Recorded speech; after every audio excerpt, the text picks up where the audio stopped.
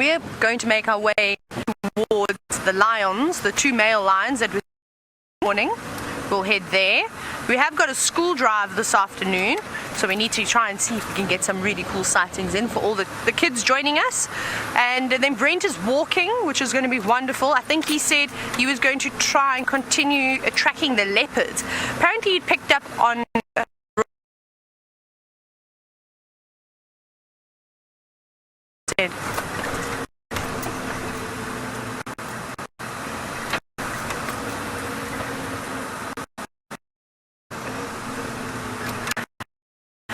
little bit of breakup, but nothing to worry about. So yeah, kudu.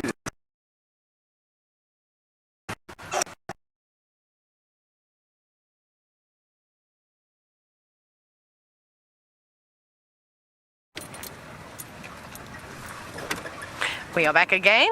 Now, not kudu, those are impala, but they do. I'm trying to go golf mode and to run away. There was a young male kudu who does not want to be seen this afternoon. He's now run behind and past the vehicle. I don't think of him.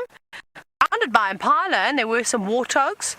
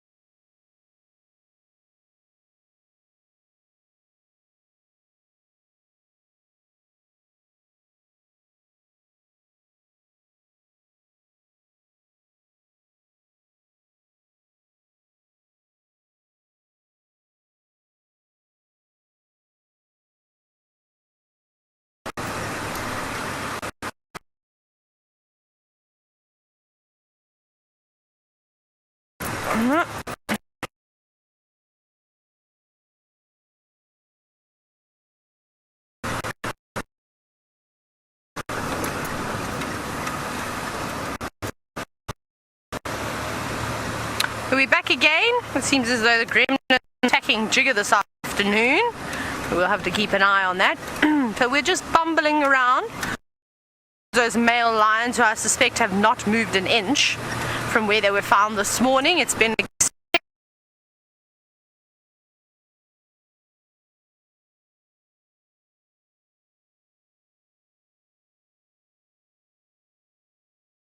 signal where the gremlins are. Oh, sorry, Craig. My erosion from the rain, wonderful. So they'll have to come and redo some of these roads. I'll bring in gravel and sand and just resurface them. To see.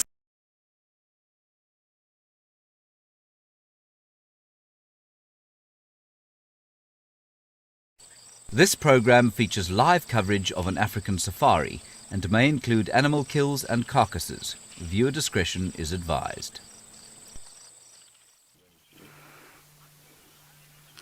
What a fantastic way to start off our afternoon, and with one of the planet's most fascinating creatures. This is Safari Live. Ready.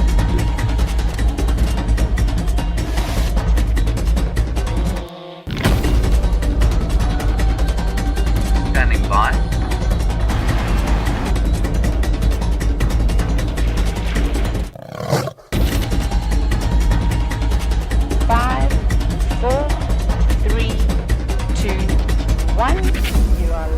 You are live.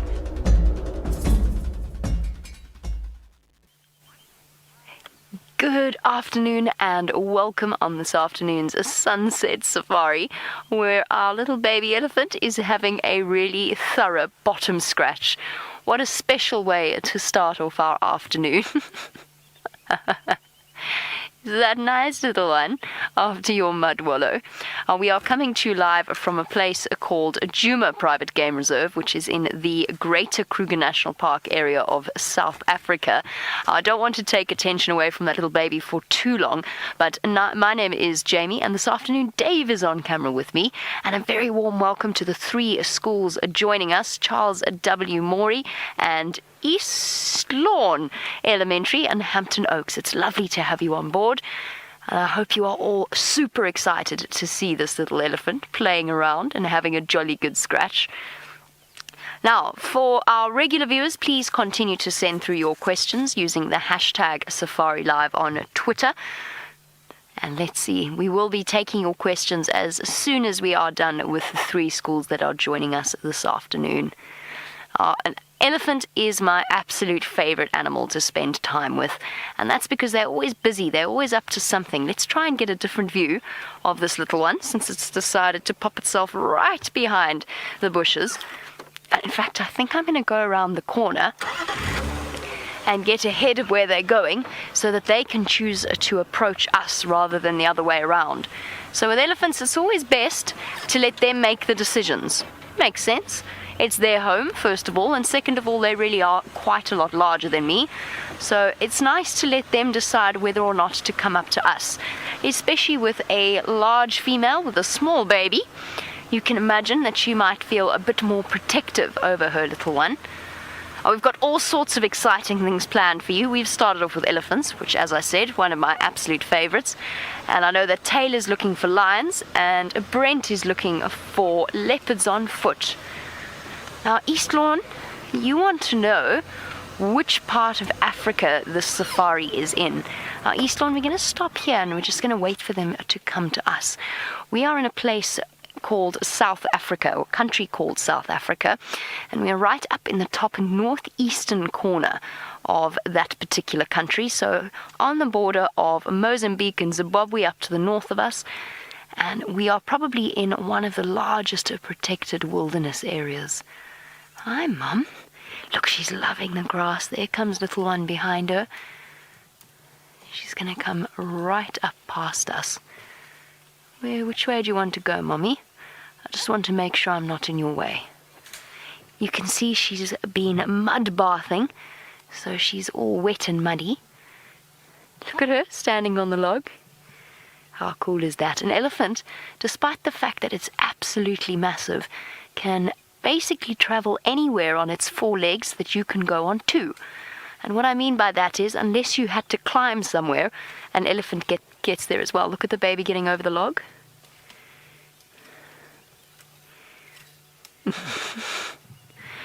That wasn't very nice of your Mummy, was it? Oh, but you did it. Well done, little boy. Oh, so many obstacles, Mum. Why did you take me through here? Now its little tail's gone all stiff because it's all anxious that it's being left behind. Run, run, run. Run after Mum. And caught up with her. Okay, Ellies. That was not the route I was thinking you were going to take.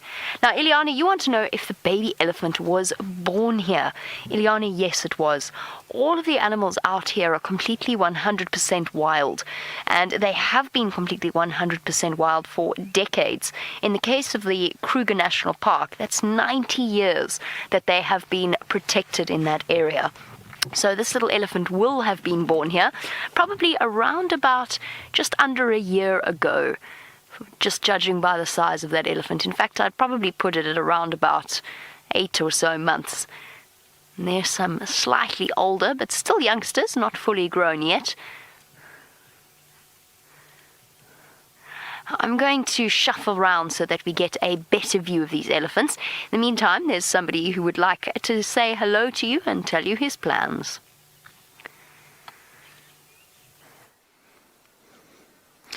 Welcome to the bushwalk, and we're on some really nice leopard tracks. I found these this morning. They were very, very fresh, and I'm hoping that there are 3 leopards around here. These tracks in front of me are of Sana and his sister, and their tracks are also here. You can see they're already much, much smaller, and it is very exciting tracking big cats on foot. So a big welcome to all our schools. And my name is Brent Leo Smith. I have my very good friend Brian Joubert, and he's got a scary caterpillar thumb. Well, it's busy in a feeding frenzy, I believe. A feeding frenzy. So there's the caterpillar thumb, and we're hoping we're going to find some leopards on foot today. So the tracks head through here and go up. We've got Rexon with us as well, keeping us safe and also helping with the tracking and spotting. So we're going to try to figure out where these leopards have gone. Hopefully they haven't moved off too far from here. It's been a hot day, and we are going to hopefully find them shortly. I do love tracking a leopard on foot. So one of the most important things is to use not only your eyes, but your smell and your ears. And your ears are very good at helping you find animals.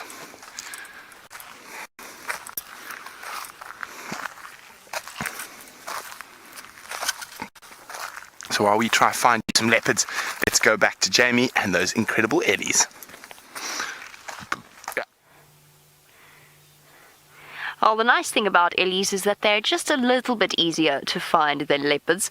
They're much, much larger and, as you can imagine, stand out just a little bit more. Even the tiny little ones that are not quite head above the grass level just yet. Now, there's some youngsters moving about behind that big female. Now, they are not as young as that tiny baby that was climbing over the log. These are all over 3 years old. This one's probably around about 3. So this might have been her previous calf, and she's now given birth to another one.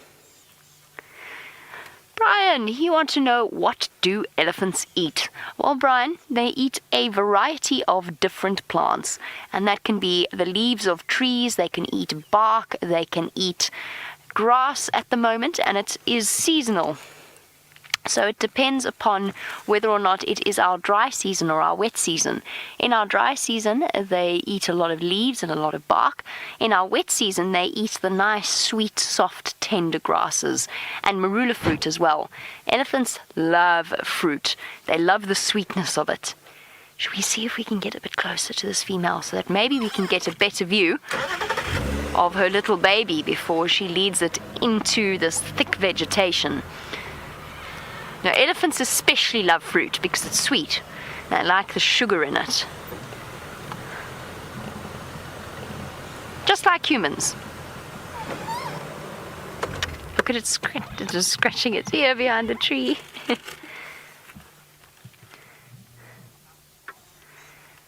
Carlos, very good question. You want to know if baby animals like this are always afraid without mum. Yes, in the beginning, absolutely they are. And that's just because they don't know yet how to judge what is dangerous and what isn't. So it makes more sense to automatically assume everything is dangerous and then judge their behavior from mum's behavior. And if mum isn't there to tell them how to act, then they don't quite know. And it's better to err on the side of caution. However, to find a baby elephant on its own is almost impossible. Mum is so attached to her little one that she never lets it get too far ahead of her or too far behind her. I'm just going to skip past this little chap. Sorry, boy, can I come through? It's okay. No, now you're blocking me, you silly goose. Are you going to come play with us? Oh, come on then. Come on then. Come on. Off you go. In front you go. Off you go. Evan, we're looking at a young bull elephant, and they're often full of nonsense. And he wanted to come and chase us until he realized that we weren't actually going to be chaseable. Evan, an elephant can live up to, exceptionally, this would be a very old elephant, up to 70 years. Hello, boy. Come say hello. No? Okay. All right, then, off you go. Up to 70 years, but usually between sort of 50 to 60 odd years. Now, the reason that an elephant actually dies in the end is it's quite it's a sad thing to think about, but it's actually quite fascinating. Unlike human beings, we only have one set of adult teeth. Elephants go through 6 sets of teeth during their entire lifespan, and by the time they get to the 6th set, they don't have any more to replace it. And you can imagine, an elephant eats for nearly the entire day. And we spoke about what they eat earlier, the fact that they chew on branches and leaves and sticks and bark. You can imagine if you eat that kind of thing the whole day, your teeth are going to start to wear down. Don't use that as an excuse not to eat your vegetables, because it will not fly with your parents. But for an elephant that eats all the time, it does start to have an impact on their teeth. So by the time they get old, I'm sorry, my boy, but you keep standing in funny places. By the time they get old, they will have worn down their final set of teeth, and then they can't chew properly. So they start to get hungrier and hungrier. And if you combine that with the age of the elephant, eventually that is how they die. They die of natural causes.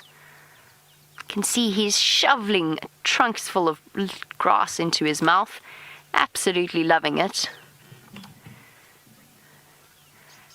And hi to Gracie. I hope you are loving these elephants. Gracie, you want to know whether we ever touched the elephants.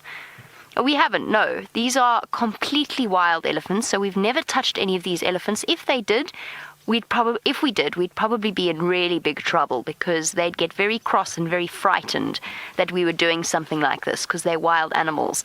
But Gracie, I have been lucky enough to touch an elephant before. They feel interesting.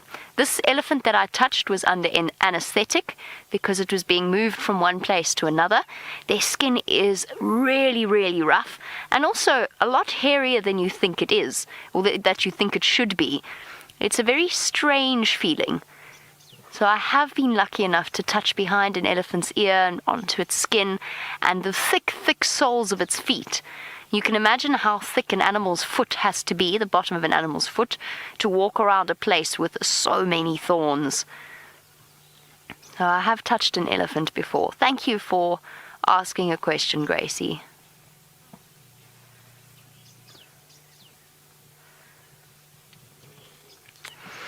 Oh, there's all sorts of exciting things out here. I'm going to spend some more time with the elephants because I love seeing them.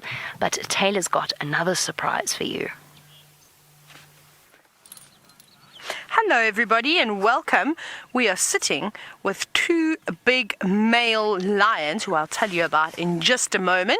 Now, my name is Tayla McCurdy, and on camera with me on this fine sunny day is Craig.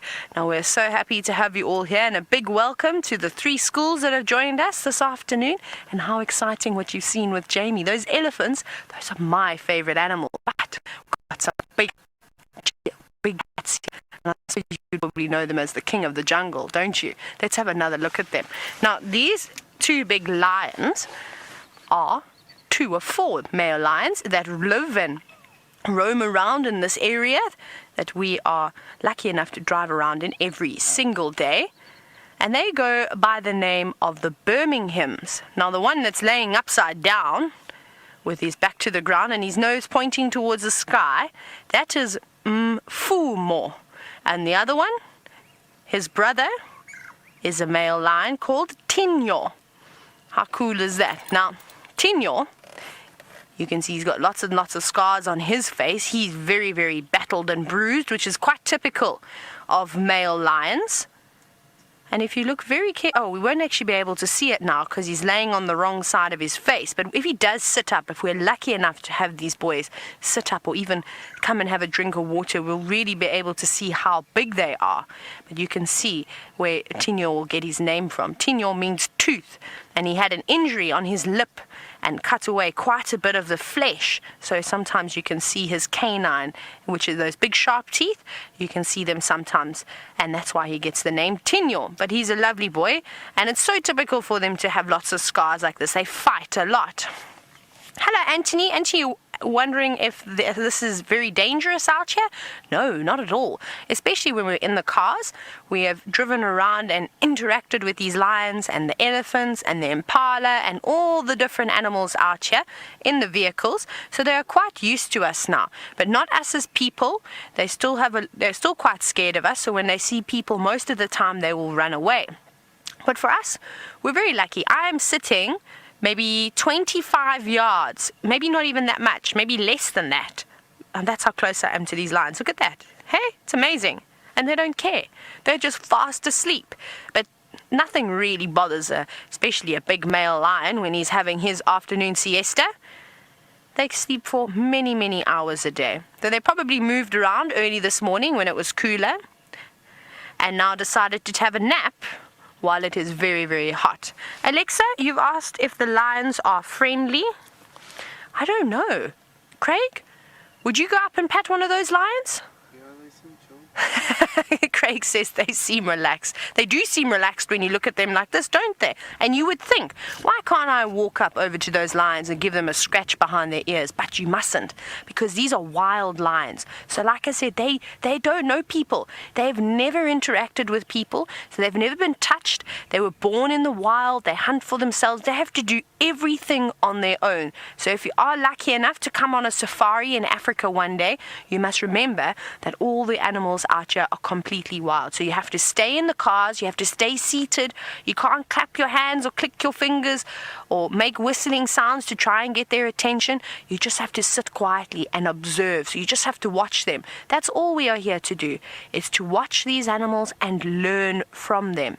So it's nice. Like I like to do is I like to take a notebook out with me, and I've been doing so for the last 5 years. And any interesting behavior that these animals may do, I write it down. So you can learn from these cats.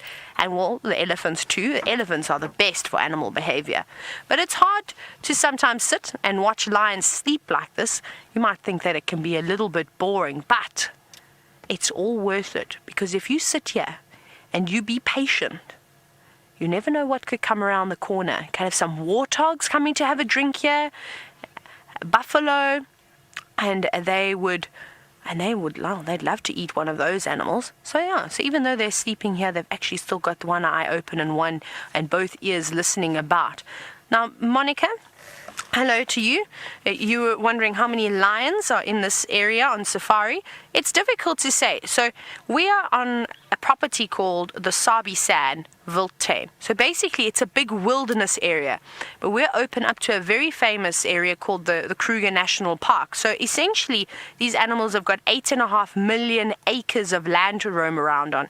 So in 8.5 million acres of land, I'm not sure how many lions there would be exactly, but on the private game reserve that we're on at the moment in the Sabi Sands, I would say that there's about maybe 30 different prides or so, and that's including let's say coalitions and prides. So boys form coalitions, so they join up, whereas females form prides, and the females stay together for life and they have all the little cubs, but the males, the coalitions, they come and go, so they don't stay with the females forever. And these boys have just come into this area. They've been here for almost 2 years now, if I'm not mistaken. I think Louise is the lion expert. She loves the Birmingham boys, and she was lucky enough to be here when they first came in. But I think it's about almost 2 years now. They are doing very, very well, but they are still young. Or 18 months. Louise says 18 months. So yeah, not too far off. So still a little bit of way to go. There, look at that. Let's see if he's going to do a big stretch for us. Oh, look at those big paws. Now those front paws are massive. They are bigger than the size of my hand. And maybe if we're lucky, we'll find some old lion tracks in some mud, and then I can show you how big their paw prints really are. Because just by looking at them like this, it really doesn't do much justice to how big these boys are. So to give you an example, they're still growing. They're still relatively young. Now, Jordan, good on you, Jordan. You've actually just asked a question that I was about to answer. Jordan, you've asked how old are these male lions? Ooh, so they must be just over 6 years old now, so they're coming into the prime of their life. They've still got a little bit of growing to do. Their manes are starting to darken now. It's getting nice and big. When I first saw them, they were quite scruffy looking lions. But like young teenage boys, it takes a bit of time to grow, and so are they. They're trying to grow their beards now, which is their manes that will protect their throat and all the rest of their vital organs. And you can see it actually goes all the way down, and you can see on this line on the right hand side all the fluff coming off of his elbow as well, which is quite nice. See that? Look at that, you got hairy elbows. Now they were quite heavy, as I was trying to explain to you how big they are. So to give you an example, these male lions probably weigh, I would say, anywhere between maybe about 450 pounds. So that's quite big, hey? That's bigger than your cat that you have at home. So when they walk past the cars, oh my goodness, it's the most incredible thing you have ever experienced. If you have never been lucky enough to experience a lion walking past you, you've got to put it on your bucket list, because it is the biggest adrenaline rush out there. Now, not only just being in the car with them, but sometimes we're lucky enough when we are tracking, like Brent's doing, walking around on foot, and you come across these amazing cats while you're walking. Can you imagine how exciting that must be? I get so excited just thinking about it. But we try not to always approach the big game on foot. Normally we try, when we're walking, we're looking at smaller things, and then as you've seen in the cars, you can get very, very close to the animals. Jaden, you've asked if our lions are as fast as cars. Not quite. Almost, but not quite just that. I have to do a conversion very quickly on my calculator. Let me do this before I tell you, because I don't know what it is in miles. So let's go. Nope, that's the wrong amount. I'll tell you now, Jaden, to put a comma. Here we go. So lions are quite quick, but they can't keep their speed up for very long. It's normally a very, very short distance. So they can reach speeds of almost 70 kilometers an hour. So that's almost like, I'd say, about 110 miles per hour, give or take a little bit. But that's sort of how fast they can run. But the charging speed, now this is amazing. This is the thing that amazes me the most about lions. So if this lion was angry and it got up and it wanted to chase maybe another lion away, or maybe it had seen a buffalo and it was about to chase the buffalo, their charging speed is 22 meters per second. So that is almost, I think it's about 26 yards per second, if I'm not mistaken, give or take a little bit. My conversions are not very good, but it's very, very fast. So can you imagine, before you'd even be able to blink your eyes and open them again, those lions would be standing right next to you going, hello, which can be a little bit intimidating. But I'll tell you a little secret, but you can't tell anyone, is that these big cats are actually big sissies. Can you believe that? Male lions, they make me laugh because they often get into trouble from the female lions in the pride. And like I said, it's the girls that live in the groups together, and when one girl lion and one boy lion have a fight, the rest of the females in that pride, well, they tag along, and then they'll chase off the boys if they're giving them a hard time, which is really, really funny to watch. So speaking of walking around on foot with big animals, I know that Brent had set out on finding the leopard cubs. So I think it's about time we go back across to him and find out how his life is going. Well, it's still going. We're still on the tracks. So I showed you some really nice clear tracks earlier, but this is normally what we're dealing with, and sometimes even less than that. So there we go. So that's the back foot here, and the front foot there. You can just make out the back of it. Let me draw it for you with a piece of grass so it makes it a little bit more clear. So here's the back, like that, and then the toes are there. So still on the tracks, and they're heading down towards a waterhole that we know has got a crocodile in it. So we'll have a very careful look as we approach the waterhole.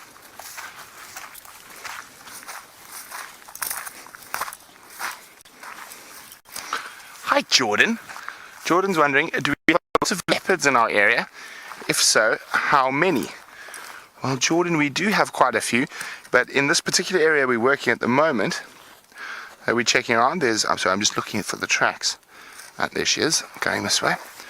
There's an adult female called Karula, and she's the dominant female. She's mom to the babies, and there are 2 cubs at the moment, and they're called Hasana and Shongile, and those are the ones we see the most often.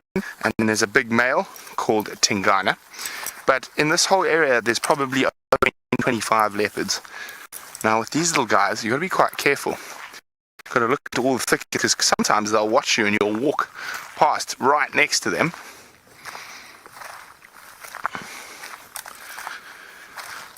See if there's any more of her footprints here.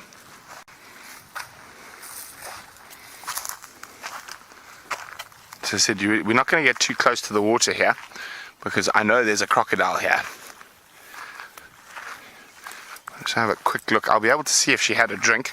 I don't think so. There's a lot of other places to drink at the moment.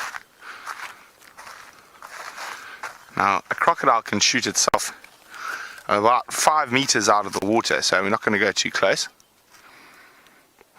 Interesting. So she hasn't come here. I think she might have done this.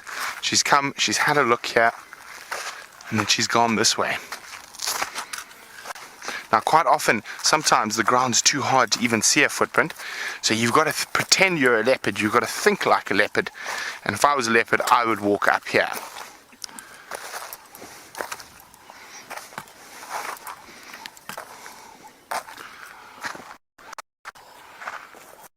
Now, there's a dry river just down there, so I think we're going to head there and have a look. Just make sure there's nothing in the trees. Nope.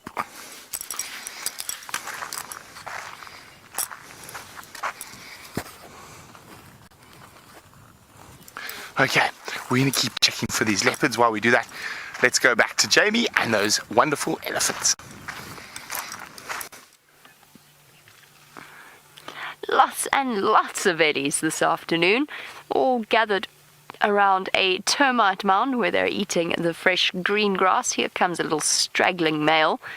Johan, mister, catch up with the rest of them. Now, earlier on, we only had a couple of them. Now we've got probably around about 20 or so, possibly even more. Hard to count elephants off the top of your head because they're just so big. It always feels like there's more of them than there actually are.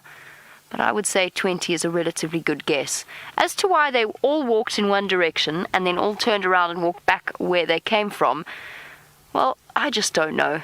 Sometimes these animals do strange and peculiar, unexpected things out here, and we don't have an explanation behind their behavior. You could see it using that extraordinary trunk to wrap around the grasses and pull them up, put them in his mouth. Our trunk is amazing. It is strong enough to pull down and break the strongest branches, and it's also delicate enough to pick up a coin from a flat surface using just the tips of it. Isn't that amazing? Perhaps they've decided they're too hot, Dave, and they're going to want to go for another swim. Who knows? Frida, you want to know if elephants have horns. Frida, can I answer that question while we're on the move? Because I think we need to go and get around them and back towards those mud wallows, because I think that's what they're going to try and do. Frida, they don't have horns. A horn is made of bone, like our antelope. Our antelope have horns. Our elephant have tusks. So what an elephant's tusks are is actually a modified tooth. Same as yours, although obviously much, much stronger and made of a substance called ivory, which is essentially what your teeth are made of, just a slightly different design to it. So that's what those tusks are. It's teeth. And it's very interesting that they are able to continue to grow throughout an elephant's lifespan. So their tusks will just grow and grow and grow throughout their lives, and that's they'd have to, because they use them for digging, for grinding up something, for getting bark off the tree, for gouging. So they get worn down, which is why it's so nice that they keep growing so that they can keep their tusks intact. So no, it is not horn, it is ivory or dentine. It's your tooth. It's their modified teeth. Where are you going, you crazy beasts? Okay, I'm just going to take us around and back to where the road curves. Antoine, remember how I told you that an elephant's skin feels somewhat hairy? Yes, they do have hair on them. It's very thick and very coarse, and there's not a lot of it, so it's not like hair on my head where there's lots of it. But they do actually have hair on their heads. This is so interesting. The big female is leading the entire group, and they're all sort of wandering along behind her, unfortunately behind some quite thick trees. And I don't want to startle them by trying to push my way off-road, but I'm hoping they're going to make it towards the other end of this particular section of vegetation. Lucas, you want to know what a predator of an elephant might be. Lucas, the only thing that is big enough to hunt an elephant is a lion, and they would have to do that only under exceptional circumstances, and there's only certain lions that have actually learned to do it, to hunt down and kill young male elephants. It's very unusual for them to try and go for an elephant calf like the little one we saw, just because the rest of the herd gets so protective. And of course, the other big enemy of elephants is humans. Not us, luckily, and not for these elephants. They are some of the most protected elephants on the planet. We're going to keep up with them and try and get to where they're heading ahead of them. Let's go back to Tayla and find out if she's still with those lions. We are indeed still with the lions, Jamie. They're not doing much, but I'll tell you what they are doing is they are dreaming. Craig and I have just been laughing our socks off sitting here watching these cats because Tinyo and Mfumo were both doing very strange things with their mouths, and particularly Mfumo. He was sort of moving his mouth around. You can actually see his tongue is sticking out a little bit, and he's pushed it to the front of his mouth. Look at that. Can you see? And his teeth, his tongue, he's pulled his tongue back in. Earlier it was sticking up, but you can see his teeth there, and you'll see he starts moving his mouth around as if he's dreaming that he's eating something. It was very, very, very funny to watch. But now, there we go, he's starting to twitch again. Maybe he'll do it again. I promise you, I have to try and be very quiet because there's another safari vehicle here, and I can't laugh too loudly and spoil their sighting. But I thought that it was very, very funny.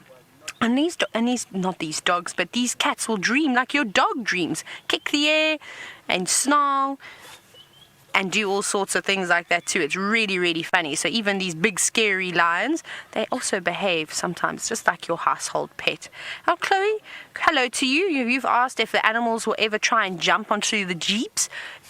No, not really. It depends. If you try and entice them, so if you try and lure them over, they may. But that's why I said to you, it's very, very important that you stay seated when you're in the car and do not stick your hands and your arms out and try and get their attention, because remember, they are wild animals. But otherwise, because we've been interacting with them for such a long time, driving with them, spending time in the sightings, eventually they become so used to the vehicles. Like what you see is that they're quite comfortable to have a big snooze right next to us. So then they're all right. But you know what will jump on your car? And I have to tell you a funny story. It's the monkeys and the baboons. They love to go inside your room. They love to go inside your cars. They will decorate anything they can find. I've had many monkeys, vervet monkeys, which are these grey monkeys, coming inside my room if I've left my window open and taking my toothpaste and my shampoo and my conditioner and squeezing it everywhere, throwing toilet paper and tissues and eating all sorts of crazy things that they find in your room, and they leave you a big mess. But I'm glad that the lions don't like that. We can handle monkeys. I think the lion would be a little bit of a handful if they had to try and jump on the jeeps or come into our rooms. That would be very, very scary. Luckily, they can't open doors, and let's hope that it stays that way. Moved an inch, really. Hello, Namas. You're wondering what lions feed on, what they eat. They eat anything that they can get their grubby paws onto. So they're not very good at hunting, unfortunately. Even though they can run really quick, they can't keep that speed up for very long. So what they have to do is they have to rely on trying to ambush, so to try and hide quietly and then surprise their prey. So we call that ambush hunting. So lucky for these lions, there's lots of trees, there's lots of grass at the moment, so it's easy for them to try and conceal themselves. So what they'll do is they'll sit and wait for a buffalo. Now these big cats would prefer to eat an African buffalo or a Cape buffalo. Then they like to eat kudu, which is an antelope, zebra, giraffe, you name it. A lion would love to eat it. And sometimes it's not easy for them to catch it But if it's a big pride of lions, they need to catch something big, because it's not just one or two lions. Normally it's quite a few of them living in the pride, and then of course you've got the big hungry males that join up too. So that will last them a couple of days. So anything. And you'll see with the leopards, and we're lucky, we've been seeing the leopards, the royal family, which is mom and two babies, and they are just learning to hunt for themselves.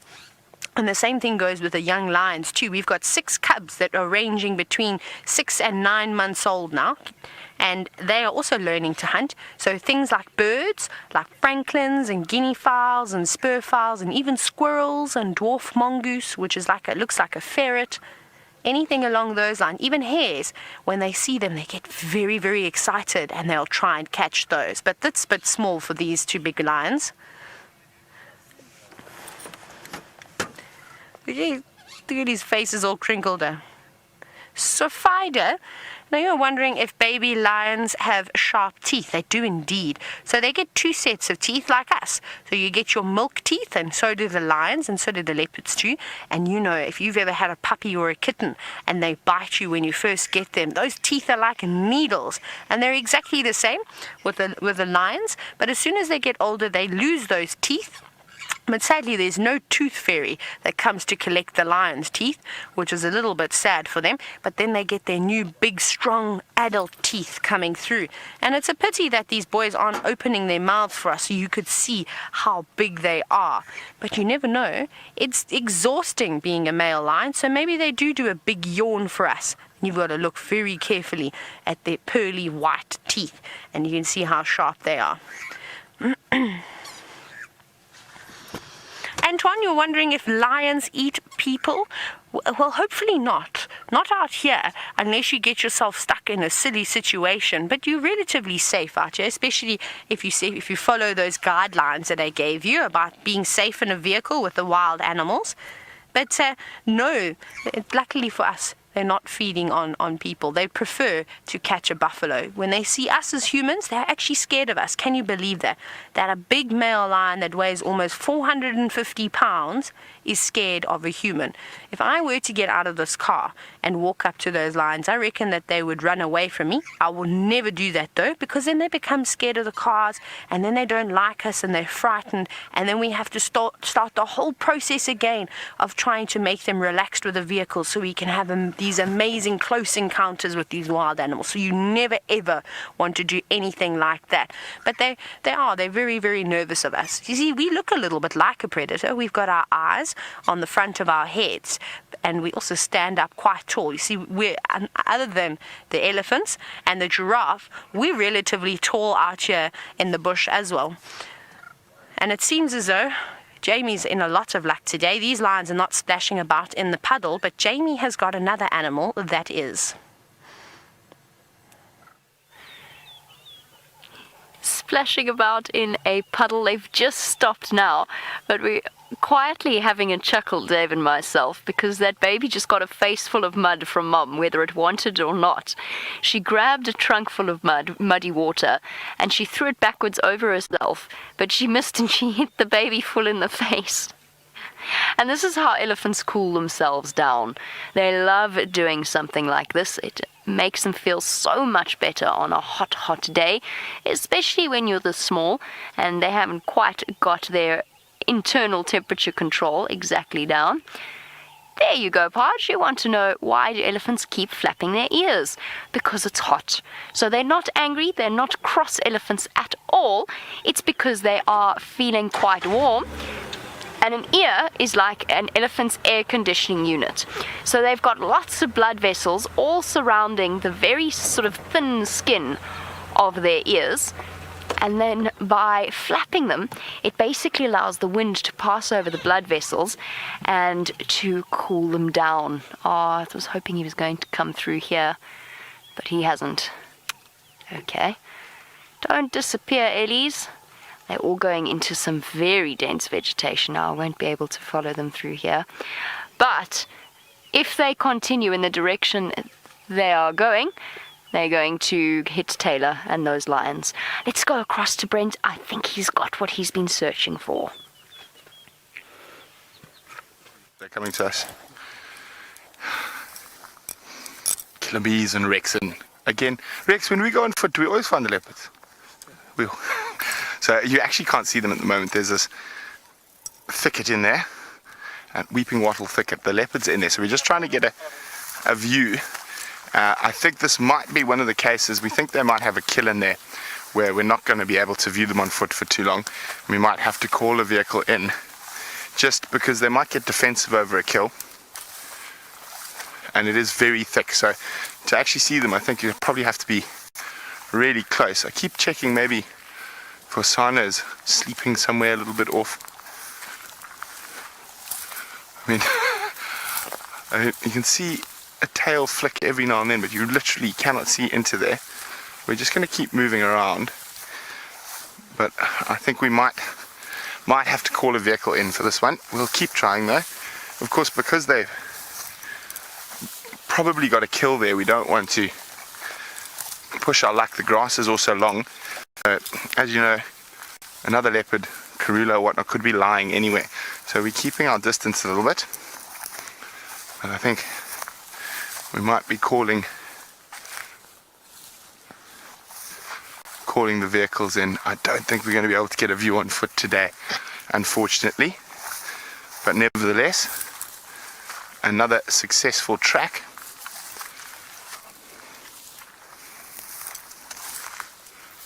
You can see where Hassan has been lying. This is different. This is a different thicket, but you can see how that grass is. I'm just trying to see if there isn't a leopard in there. There isn't, but you can see that flattened grass. Is there a leopard in there, Brian? Doesn't look like it. Okay, let's try a little bit further forward. And so you've got to be quite careful now with this long grass. Don't worry guys, we are safe. And we've done this quite a lot of times before.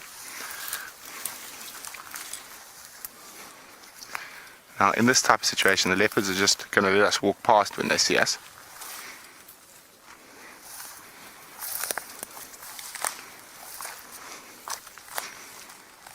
Yeah, I think it's just too thick.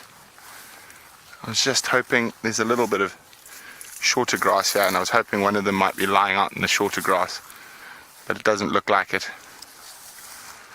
I think we're going to call Tayla in, and so she can get you a view of these leopards. We're not going to be able to see them nicely on foot. The only available termite mound is right next to them.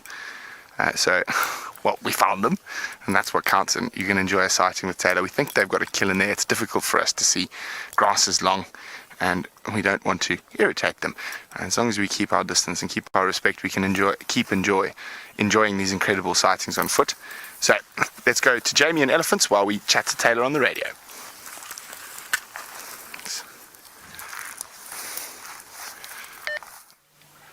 How absolutely gorgeous is this? Elephants quenching their thirst, splashing water. There's one young one wading about in the muddy pan, grabbing trunks full of soft grass. I just need to talk to Brent. He's going to guide me into that leopard sighting. Standing by, Brent. You can just watch these elephants as they go about their afternoon.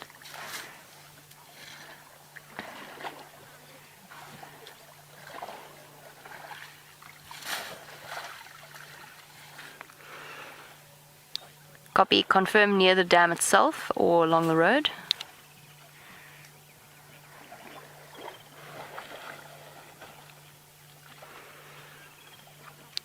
Okay, copy, Brent. I'm on that Jigga Jigga road. I'll start making my way once we're finished with these in Glove.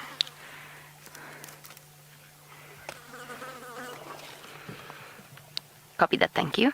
So what I'm doing there is just chatting to Brent to get an idea as to where those leopards are, and I'm going to go and take his place with the vehicle. But I don't want to leave these elephants just yet. It's such a special sighting. Bless you. And Dave sneezing on the back of the vehicle there. Oh, this is so lovely. Can you hear the elephants splashing? Just listen to the sounds.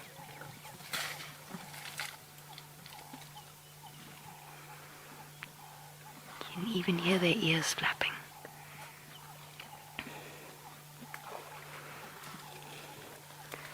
Thank you, Ellies. What a lovely sighting.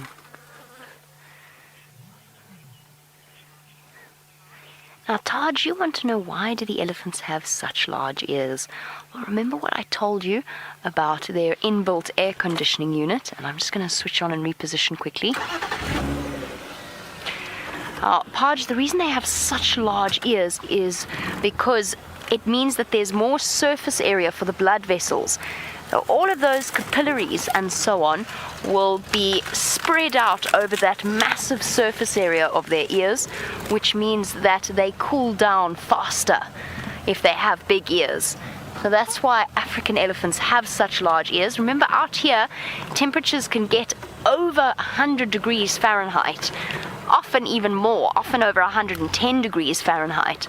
So it can get very, very hot. And because they're so big, they have to have a good way of cooling themselves down.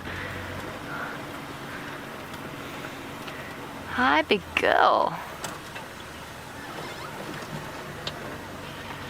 They're gonna come hopefully right up to us. I don't want to push forward too much, just because I don't want to make them feel blocked in any way.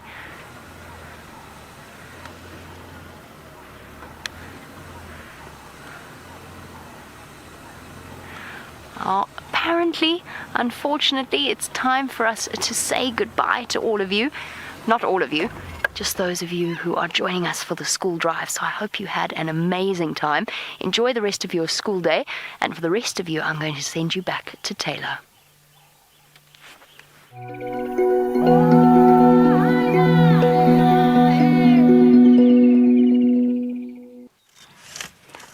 Well, welcome back. The lions have not moved an inch, but we have. We've decided to reposition.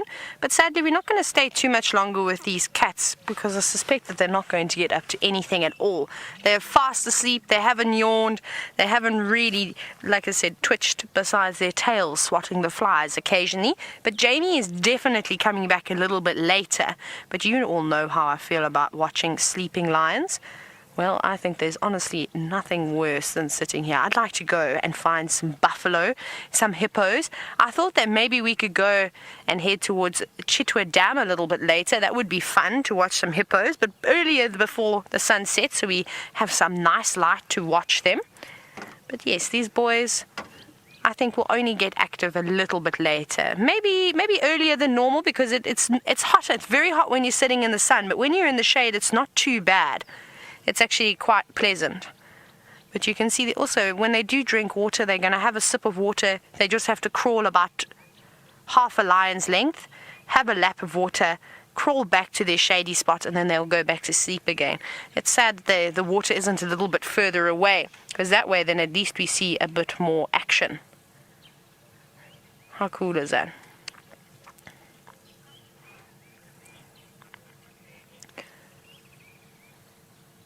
It's very quiet out here too. There's no impala, just a couple of birds chatting about.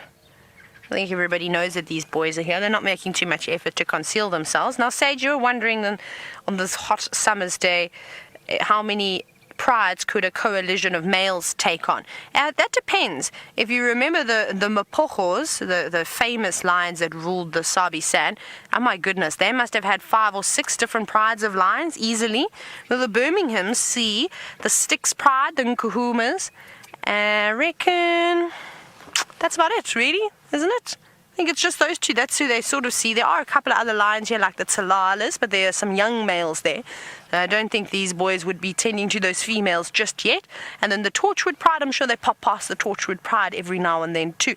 I think probably Nena or Nsuku would be more likely to be hanging around with the Torchwood Pride, seen as though their territories extend a little bit further east from here. I just need to chat to one of the guides. Standing by. Abel, you're more than welcome to come to Spaghetti Junction. So we're just east of Chelepan.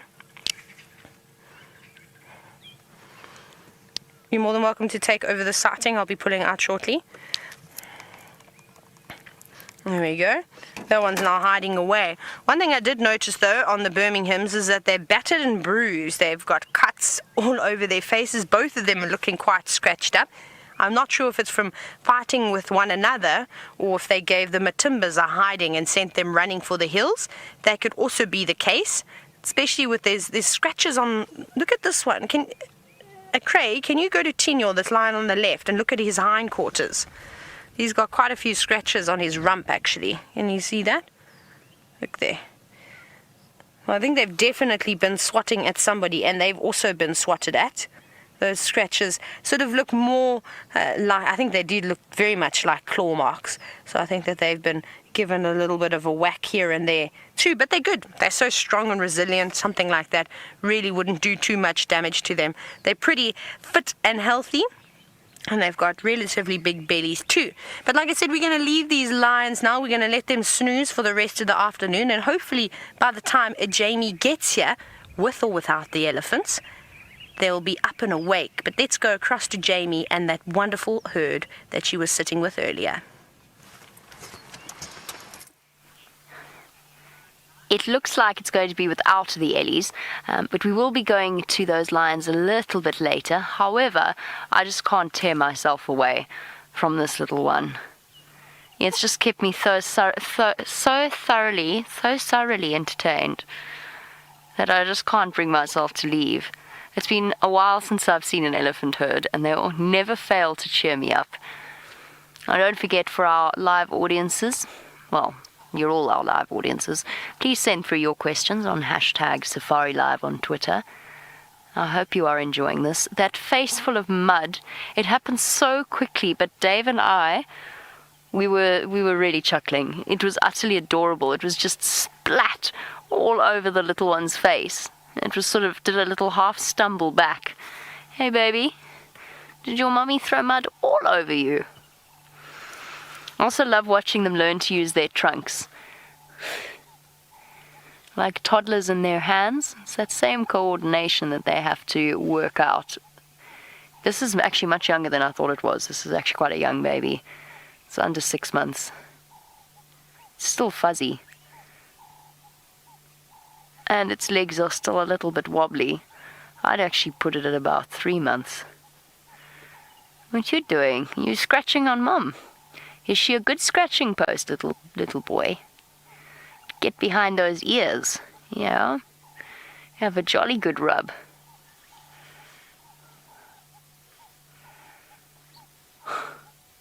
It's so cute.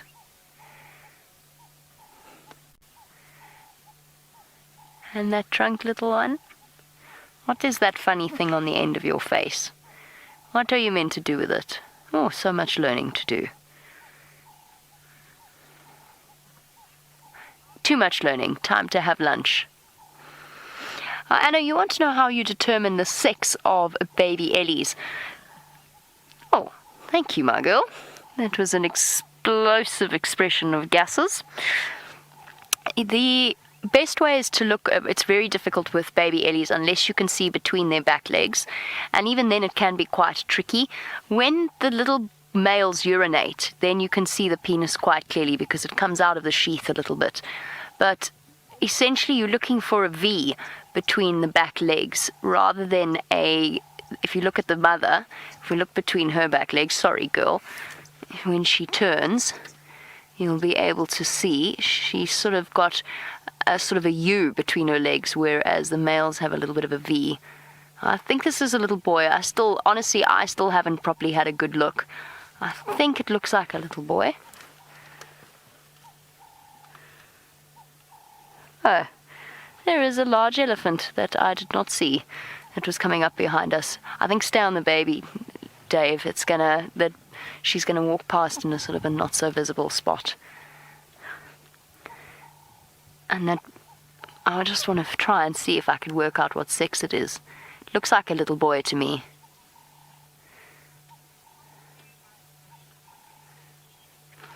Keith, you want to know what do I like most about little elephants? And I'm sorry, I'm wrong. It's a little girl. Look at this. That, Keith, is what I love most about elephants. that affection. That's not mom, that's an older sibling. And that incredible bond that they have between them.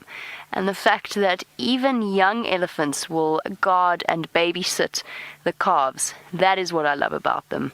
Their intelligence as a species and the special bonds that they have. Excuse me, boys, could you not walk into us while you're having a scuffle? That would be ideal. Sorry, now we can have a look. Yeah. Yes. Thank you. Sorry, girls. Oh, never mind. If you're two girls, you're not going to do that. It's a male and a female. That's interesting. I think she was telling him off a little bit. She's an adult whilst he's a teenager. And whilst they're very close in size, I can't stop looking at that baby.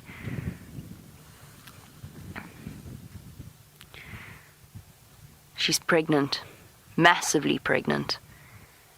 You can see the way she bulges out at the side. Elephants carry their pregnancies quite high, up towards their spines. You're going to get into trouble, mister, if you bug her too much. You don't mess with a pregnant lady. Especially not one that has to carry a 100-kilogram baby for 22 months. I would not go there. Keith, there are too many things that I love about elephants to even name. I love the fact that they're always busy doing something. I love that they express so much in the subtlest ways of their body language. I love the expression in their eyes when they walk right up next to you. It feels as though you're looking at something that's looking back at you, if that makes sense. Obviously, all of the animals look back at us, but there's something behind those eyes in elephants. I don't know what it is. Many years of acquired wisdom, I imagine. And that as well. The fact that they live so long. I'd love to know the stories that they could tell. Dave, what do you love about elephants? It's their calm nature. Their calm nature. They do, when you have an elephant herd like this, and I mean, these guys are so chilled, I swear I could drive right next to them and they'd be quite happy. I'm obviously not going to test that theory. I was saying to Dave, one day my last word's going to be, it's so chilled. They're so chilled. This animal's perfectly chilled. It'll be my last words on my gravestone. What was I talking about? Yeah, there's nothing like sitting with a calm elephant herd to put you in a good mood. You can be angry. I'm just going to give this one in behind. You can be angry, you can be sad, you can be happy. And no matter what your emotions are, they have a special way of grounding you. Over the next few weeks, World Butterfly Day is going to be coming up, and Brent is playing the role of a Disney princess.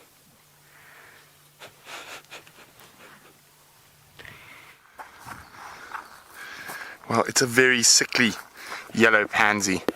So at the end of the life cycle, fluttering around on the ground, not healthy at all, unfortunately, but it does actually give us a chance to look at how beautiful this butterfly is, the yellow pansy, but not a very healthy one. Shame. I love those little blue eyes on their wings. You can see this wing is either damaged or I'm not sure. There we go. It's still alive, but definitely not well. I mean, if I can pick it up as it flutters around on the ground, it's not a healthy butterfly. No, I'm trying to show you the colours, but the wind is being difficult. Oh, well, there it goes. Shame. Well, anyway, yes, World Butterfly Day is coming up. Not next month, this month. If I remember correctly, it's on the 14th. So, well, if you like butterflies like me, quite exciting. I think I might have to climb a mountain because I'm on holiday. Go see if there's any butterflies at the top. The last time we went up Mariepskorp, which is the highest mountain close to this area. We went up with Steph and also with Blake, and we happened to see a mass of butterflies, just literally a wall of butterflies way up high, and it was quite interesting, very, very beautiful. And then I thought, well, I wonder what's going on here. Why are all these butterflies here? Why are they on the edge of the cliff? And then I did a bit more research about it, and I've actually oh no, now I've forgotten the name. A butterfly gathering, I can't remember the name. So basically, because below that cliff face is thick misspelt rainforest, and the butterflies find it very difficult to find each other to mate in those rainforests. So when it's mating season, and multiple species will literally come up onto these open cliff faces and all fly around looking for mates. It's incredible. So we actually got lucky and saw one of those. It sounds like someone's on their way here. Oh, let's keep moving. So we just heard, of course we couldn't see what Karula had caught, but Ralph, who's now in there from Cheetah Plains, he can see, and it is an adult impala. Sorry, Brian, there's a weird stick. There we go. And it's an adult impala, so good news. Let's hopefully she eats enough of it that they take it up a tree, because it is quite close to Twin Dams Road, and those Birmingham boys are less than a kilometre that way. This is also a really big highway for hyenas, so let's hopefully they eat enough of it that she whacks it upstairs so nothing can get to it. Now, we weren't sure what to do next now, because I mean, we found the leopards, killer bees, and Rexon, BBR. So we found the leopard, so we weren't sure what we were going to do. Now that flailing butterfly has given me an idea. We're quite close to the best butterfly spot in the reserve, so I'm changing my angle of walk, and we're going to drop down into the Moati riverbed, where there's normally a plethora of butterflies. Oh yay! We haven't seen these yet this year. Well, not too many of them. So the rain is always bringing out some flowers. And again, just a very pretty flower. It's called a Hymania, or a pink bell. So I always find it fascinating, because I like butterflies, how the different flowers are designed. So if you see these, they actually face down and the bright colors are underneath. So you've really got to be attracted to this particular flower to see that.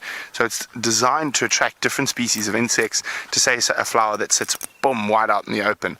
But lovely smell, lovely flower, not much medicinal use. But another one that likes disturbed soil, so you often find them on the edge of roads like this. The Hymania glandifolia, pink bells.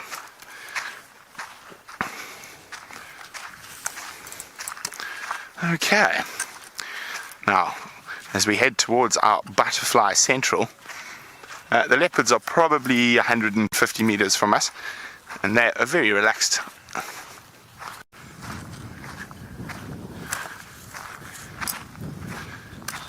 Spas Iankov would like to know, how many species of butterflies do we have? Well, I'm not 100% sure, but I would say in southern Africa, well over 300-400 species. In the Sabi Sands itself, I would say definitely over 100, but I'm not sure on the exact figure. Now, the reason for that is a lot of the small, tiny butterflies, like the blues, and I'll try to find you a blue, and I must say there are probably about 50 blues here, and I can only identify 3. They are really, really, really difficult to identify. They're also really tiny, smaller than my fingernail, which makes them tough to get. Is that what I think it is? Nope. Unfortunately not. Oh, here's a blue. Let's see if it lands. You get him, Brian. There. Oh. So that's why I say they're really difficult. This looks like a spotted blue, and I'm just trying to look at the underside of the wing, but they are minute and very, very difficult to identify. And the reason they're very difficult to identify is a lot of them look exactly the same. And of course, I should have brought my camera, then I can photograph it, then it makes it a bit easier. But yes, I think that's a spotted blue from where I am, but it can be very difficult for the blues. Oh, it's the other blue. Oh goodness, I'm going to have to take my book out when I get home. Brian's going to try to get another shot of it now.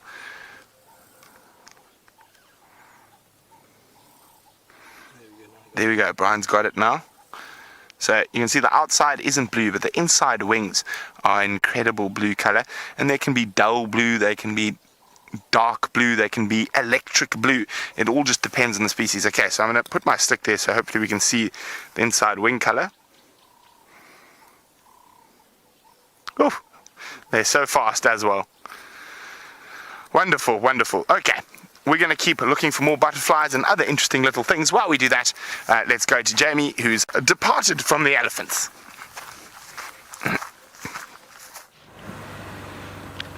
I've actually departed and refound the Ellies. Just a few seconds too late. I was hoping to get ahead of them, but we just missed them. And out they've popped on the other side of the road into very dense vegetation. Oh, phew. Dave and I did such a manic drag race around the opposite direction so that we could get ahead of them, but they just outpaced us. Oh well. Next time. I was thinking of the quintessential virtual reality shot with a herd of elephants walking down the road towards us. But alas, it was not to be. Are there any more coming? No. Oh well, time for us to go to those leopards then, I think, Dave. Let's. Even the babies the babies definitely disappeared in here. Well, it was a wonderful, how long has it been? Hour and a bit spent with elephants.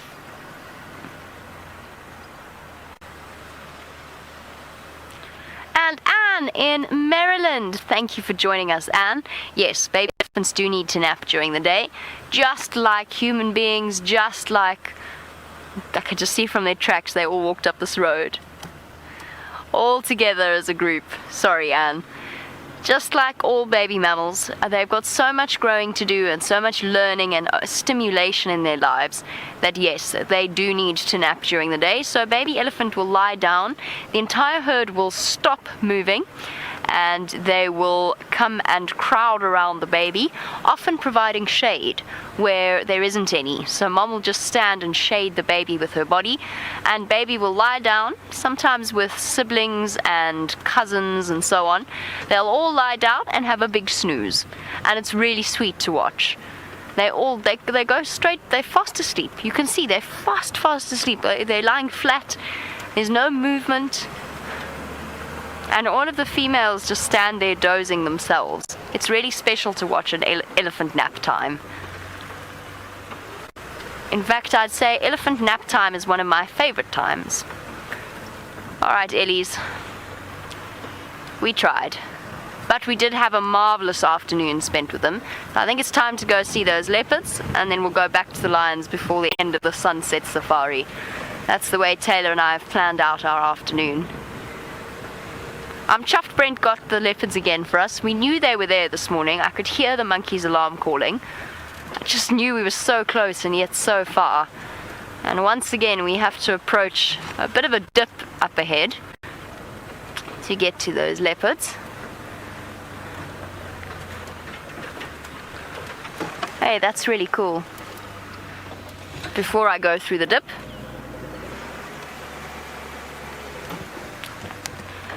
plaster of casts, I think. Oh goodness, Dave. How am I going to show you what you're looking at? Am I going to drive into a hole? Not yet. I'm trying to look through my monitor to gauge. There. Where is it now? There. There they are. There. Sorry, Dave. There. Leopard tracks in the mud. Beautiful leopard tracks in the mud. Okay, admittedly less beautiful from Dave's angle. I'm going to continue on past the tracks to the actual leopards. Let's go to Brent in his favorite butterfly spot.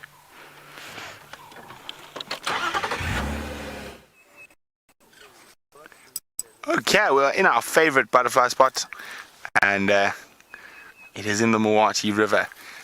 And we've got some magnificent butterflies. So I'm not going to move. I actually also think I see a butterfly that's caught in a spider's web. But before we look at that one, there's a citrus swallowtail, one of the biggest and most beautiful butterflies that likes to flap around our parts. Now we get a couple of different types of swallowtails here. That's the second biggest one. The biggest one is the emperor swallowtail. Isn't that gorgeous?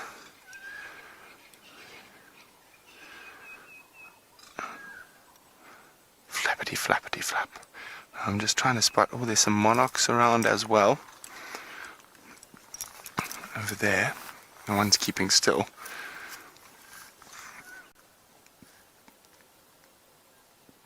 So we've come here because there's these little part of the daisy family that grow in the Moati riverbed, which attracts many different species of butterflies. So it's always a good spot. Is that a diadem there as well? So you see that monarch you're on there, Brian, that's flapping about. Just to the left of it looks like a black and white butterfly, which is a diadem.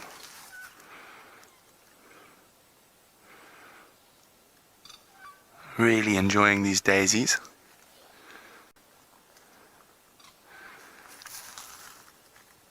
Awesome. Oh, the swallowtail is still flapping about. I'm trying to see if there's some species we don't see too often. So diadems, swallowtails, monarchs are all quite common. And what has come to its end? In the spider's web. Oh, it's still alive. And it's in the spider's web. I wonder where the spider is. I think the spider that made this is a bit to deal with an adult monarch butterfly. I can't... Oh, can I see the spider? Not at the moment. But with a big piece of prey like this... Now this is a very interesting spider's web. It looks like it's in a Leonotis plant. Now, there's got some really big stuff in it that has been put into a larder. Now, what the spider will probably do, it's probably quite small. I can't see it. It's probably hiding in there somewhere. And it's purposely designed this intricate little web that sits outside the flowers. So the flowers are in the inside, and there's a web cage around the flowers. So any butterfly or bee or anything that comes to suckle out of the flowers is going to get caught in this web. Isn't that amazing? I can't see the spider yet. Now I think it might wait for this big butterfly to actually die before it starts feeding on it. Shame, little monarch. But that's life. Can you see the spider, right? Let me try to look on this side. I think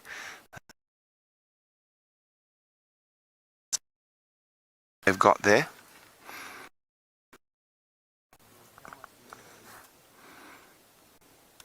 Sorry about that. We are live on foot from the African bush, so we do have some pixelation from time to time. I can't see the spider. I can see inside there's about 3 different beetle species. There's hoverflies, there's robberflies. So of course this spider has obviously evolved to feed off any nectar feeding insects, and has built this beautiful, this sort of invisible to most animals cage around the flowers. So as the flowers come out, these flying insects come in here to try get hold of that wonderful nectar, and unfortunately for them, it is a trap. That butterfly seems to just work itself deep.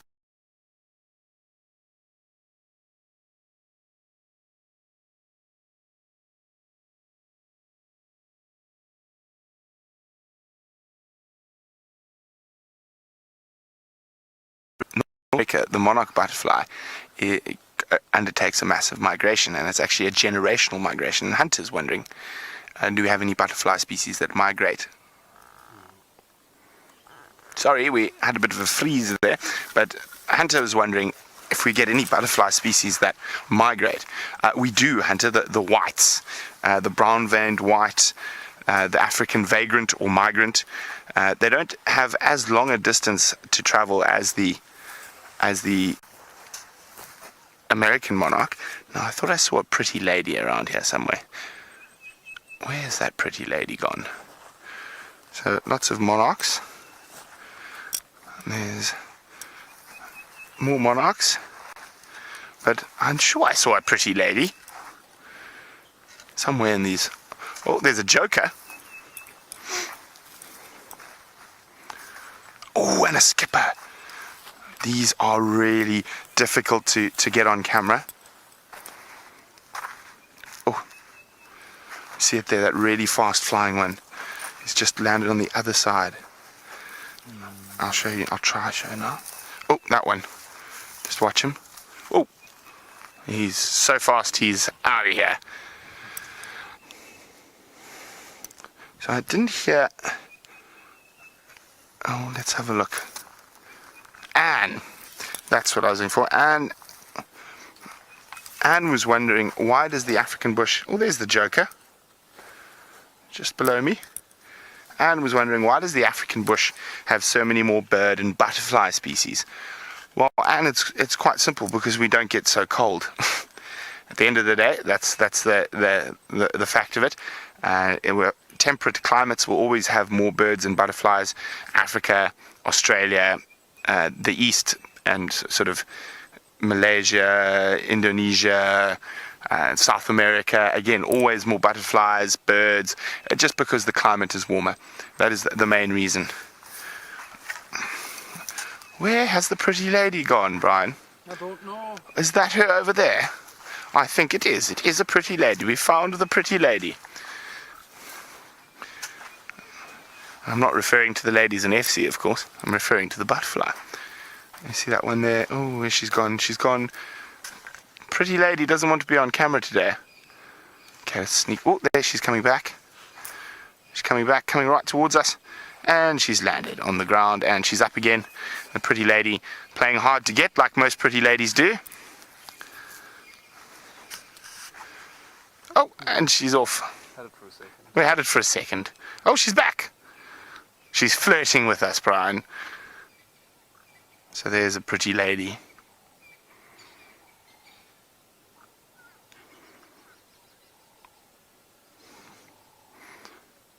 Gorgeous, absolutely gorgeous.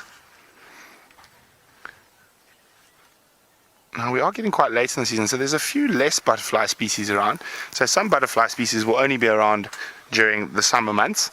Others, like the African vagrant and the brown-veined whites, monarchs, will breed throughout the year, but obviously with a peak in the summer months when there's lots of food and flowers and that available. And we're trying to see if we can find any more butterfly species.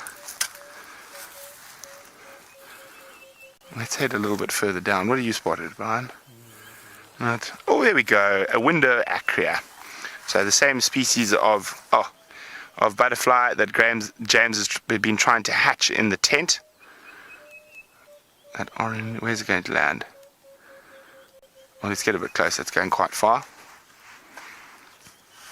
You can see it's got a very labored and lazy flying style. So you'll find that with most of the noxious butterflies, the ones that have poison, they have that labored and lazy flying style to sort of advertise the fact that they taste bad. Where's she going now? Back to where we were, of course. You. Oh no, that acrea is long gone. And speaking of pretty ladies, Jamie is with the leopards. A very pretty lady in front of us indeed, as Queen Karula makes her way underneath the weeping wattle, where apparently she has an impala carcass that she's managed to catch and kill. Now, this is going to be a tricky situation because the view is really, really difficult. I'm not sure whether Hosana or Shungila are feeding, or if it's just Karula here. I'm not 100% sure. She's sniffing around the log. Oh! And thank you, Karula. That is a perfect spot for you to be. If you would lie there, that would be marvelous. And then we can do some shuffling around and some repositioning so that we can see her properly. So we're just going to be a little bit patient. This is a stunning, stunning... Look at the colours. That green and gold. Karula's patriotic, hey Dave. The colours of our rugby team. She's the gold and the branches are the green. Okay, so we're just going to wait for the other vehicle in the sighting to reposition. Actually, I'm not in a hurry to go anywhere just yet. I don't think we're going to have a much better view. I think this is actually quite spectacular. don't know if the cubs are here. I haven't seen any sign of them, and I'm sorry. I've automatically put my foot on the brake and it's still there, so I'm going to take it off. The camera's going to roll a bit. It's not Dave, it's me. There you go. Sorted. I don't want to throw Dave under the bus. Thanks, Jamie. It's a pleasure, Dave. It would be horrible if you got a correction in our feedback meeting and it turned out it was me.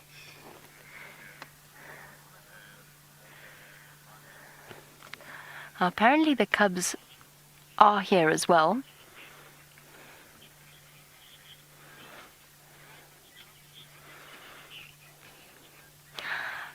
Alfonso, absolutely it is true that leopards often kill by breaking the neck of their prey. That very regularly happens. So a lot of the kills are by suffocation, but especially when it's something small that they are able to get a good grip, they will sometimes grab the prey by the back of the neck as well. And that's actually how we saw Hosanna make the first proper kill that we saw him make, was with a baby Inyala. And he still hadn't got the sort of the strangling technique right, but he managed to sort of pull the baby Inyala in a way that snapped its neck, and I was actually very glad of it. I was very glad that the young Inyala didn't have to suffer for Hosanna to learn. So yes, you are right. Whoever told you that was absolutely correct. Leopards do kill by breaking the necks of their prey quite regularly. I'm sorry, there's quite a bit of chatter that is happening that's causing a bit of distraction on my side, just between the various guides deciding who is coming in or out of the sighting. Now I'm going to do some shuffling around and some chatting on the Game Drive comms just to clarify where we all stand. While I do, Taylor's found another spotted creature, but much taller. We do. We've actually come across a journey of giraffe. Now, I'm uncertain as to how many are here just yet. I've seen 2 so far. I don't know what the sex of the other one is, but this is a female, and she is so relaxed. Now, it's not often that the giraffe are relaxed with us. She actually walked closer to the vehicle. Can you believe that? She was feeding off just in the drainage, and she walked straight up to feed on this sort of dwarfed knobthorn, I suppose. Yes, it is a knobthorn, yes, a little one. And you can see she's stripping the leaves now with her very, very long tongue, having a grand old time. This is so lovely. Thank you, giraffe. You are very accommodating, but not hanging around for too long, as you know. Always just munching just a couple of minutes on each shrub or tree and then moving on to the next one. Now, it must be amazing to be a giraffe. Couldn't you imagine being the height of a giraffe and then, of course, having that incredible eyesight and being able to see for miles and miles? I think that must be really fantastic. Look at her hiding behind the trees. Now she looks like she's feeding on a buffalo thorn. So she's moving between buffalo thorns, knob thorns, and all sorts of spiky trees today. But that doesn't stop a giraffe, a tree that's got lots of thorns on. They thrive at feeding on the prickliest of trees. And coming back again, doing a bit of a zigzag. This is quite cool. I actually don't know if I've ever sat and watched a giraffe move up and down like this. No, now she's not eating. She's heading straight for the next shrub. What is it going to be, Craig? What tree do you think she's going to feed on next? This is a gamble because I can't see where she's heading. What has she got? That looks like another buffalo thorn that she's munching on over there. Again, another small one. And there's a lot of dwarfed trees around here. And this is not from the giraffe. This is actually from another animal, the elephants. So those big, lovely animals you had with Jamie earlier today, they seem to have hit this area quite hard and made all of these shrubs very, very, very small. But they'll grow eventually. What with that giraffe, they don't completely decimate trees. They just nibble a little for a few minutes and then they move off again. And that's also because of the tannins that these plants are releasing in the form of a pheromone, sort of telling the roots are telling the leaves to start releasing the tannins to turn the leaves bitter. It's as a chemical defense to try and protect them. And if they didn't have this, you can imagine these trees would be stumps. There'd be nothing left on them. The elephants would completely devour them, and then so would the giraffe, the kudu, the impala, the bushbuck and inyala, and everything else that feeds on leaves. Craig, let's go around. There was another giraffe on the other side. Maybe we'll get a view from Treehouse Dam. That's where we are at the moment. I'd like to see how many more giraffes are around. So we'll just shoot around, jump on the dam wall, and maybe we'll be able to look back into this drainage system and see what else is lurking around here. Now remember, you are watching a live safari, and you've seen the royal family with Jamie and Brent doing all the butterflies. We had lions, and we've got these very tall creatures to look at now. So if you'd like to ask any questions or just anything about going on a safari, you can hashtag Safari Live on Twitter, and that is the way to get hold of us. Let's see if I was right. Maybe I imagined that other giraffe, but I'm pretty sure I saw two when we first arrived. Let's take a quick look. Just amazing how it just completely opens up over here. And then you can clearly see after the dam again, it becomes very dense. Right, let's search the side. Look how thick it is. Now, I'd seen another head. Where did it go? Oh, there it is. I've spotted it. It's on the road. How exciting. Oh, just off of the road. It looks like a young giraffe, so we'll catch up to it now. Maybe it's this female giraffe we've just seen. Maybe it's her calf. Now, Shannon from Ohio, hello. You're wondering if I've ever seen a giraffe giving birth. I have. Can you believe that that was one of the first things I was ever to witness during my guide training, which is pretty exceptional. Most people wait years and years to see animals giving birth, and I was very, very lucky one morning safari to go out and come around the corner and see a giraffe giving birth. We sat, I can't even remember how long we sat for, but it was ages. This giraffe was just here. It is a youngster. Let me see if I can get a view up ahead. And we watched it, and the giraffe would really, you could, oh, hello little one. That's lovely. Here we go. So that little giraffe, it just started to come out, and you could just see its head. Well, actually its leg, a little bit of its legs, and then its head popped out, and eventually it fell to the ground, 6 feet off of the ground, and landed where it laid down. About that whole experience is how that female moved away from the rest of the group to give birth in quite a dense area. Also was quite long grass, so it did make it a bit difficult for us to watch. But as soon as she'd given birth, all the giraffe came through. They were sort of watching from a distance, and then they came walking through, and then they were introduced to this new little calf, which was exceptional. But this is a calf too, not a teeny tiny one, as we were hoping.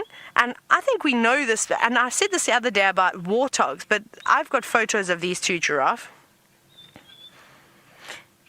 And the reason why I think it's them, because they're so relaxed. Like I said, I haven't seen too many relaxed giraffe here in the Sabi Sand before, but I've come across these two, and this one's probably about, it's actually quite big, isn't it? A bit difficult to tell with the grasses. It's up to its belly almost. It's a couple, I'd say 2 years old, maybe 2.5 years old, maybe even a bit older than that, closer to 3, but I think we have seen them before on quarantine. Now, we're going to watch them walk through. Mom is on this side, and the other giraffe is just over here. And Jamie, you've actually asked a question. How does mom and calf sort of talk to each other? How do they spot each other? How do they tell each other where they are? It's actually pretty amazing. You may have seen that giraffe, how it turned around and was looking back. It wasn't looking at us. It was trying to see if it could see mom. Let's move on a bit further forward. So most of their communication is done through body language. You'll often see giraffes staring far away in the distance. There he is. Hello, little one. And they will look at each other and will communicate like that. I've heard giraffe making strange noises before, but typically, see there, looking, and hopefully they'll get the eye contact from mom. Mom's also looking every now and then, just popping her head up above the trees to make sure she can see what her little one is doing. But what was I going to tell you something now? Oh, I hate it when that happens, when your mind goes completely blank, and it happens to me quite often. It'll come back to me eventually. Oh, the noises that they make. So it's really quite funny. Then one day I was sitting, we were watching a couple of giraffe. They were standing near a termite mound. We'll go up forward again. We'll catch up with this giraffe. And it was so really funny. We were sitting there and these giraffes started behaving quite strangely. They weren't quite relaxed like these two are. They were quite a distance away from us. And they started making a... It sounded like that. It was a bit strange. But I looked at my tracker Candy, and Candy looked at me, and we were like, you know what's going on? The next minute a leopard stood up on top of the termite mound. It was a massive termite mound. We couldn't see right on top of it. It must have been 3 or 4 meters high, so much higher than what we were, and out of the long grass popped this. They're sort of walking in the line with each other, but Mom is on the opposite side of the drainage line, and then you've got the little calf here. We'll have to go forward again. Maybe we get lucky this time. Let me see if I can find... There we go. That's a bit better. There we go. Now you can see Mom. She's doing the same thing. She's looking at us now, but she also looks across to the left to see if she can see her little one. Now this calf is getting quite old. Hopefully if it pops itself out onto the road, I'll really be able to see how old it is. I think it's about 2.5 or so. Let me go forward again. The grass gets a bit shorter here. Oh, it's such a tricky spot. But I think we can do it. Yeah, almost. Just past these silver cluster leaves. There we go. Now we've got a gap. That's perfect. That's a lovely gap there. Now, Sandra, you were wondering if or how long do giraffes stay with their calves? It's an interesting relationship that giraffe have. So we see the bond between leopards and lions, and their cubs is quite strong, as well as you're seeing it with impala. And then the best sort of, I think, example of a strong bond between two mammals is the elephants. And their mom elephant will almost do anything to try and protect her calf. Now, giraffe, they will try their absolute best if a predator were to come about to try and save it, but often they will move off if they have to. Just they don't want to risk their own lives. Elephants have got the upper hand. They're big and strong. I would say for a couple of years, for I reckon the first 5 years of a giraffe's life, it's hanging around in the same herd that it was sort of born into. But remember, with breeding herds, when you see the big groups of giraffe, they have an interesting behavior called temporary associations. And what that essentially means is that they're not bound to that herd, that group that they're living in.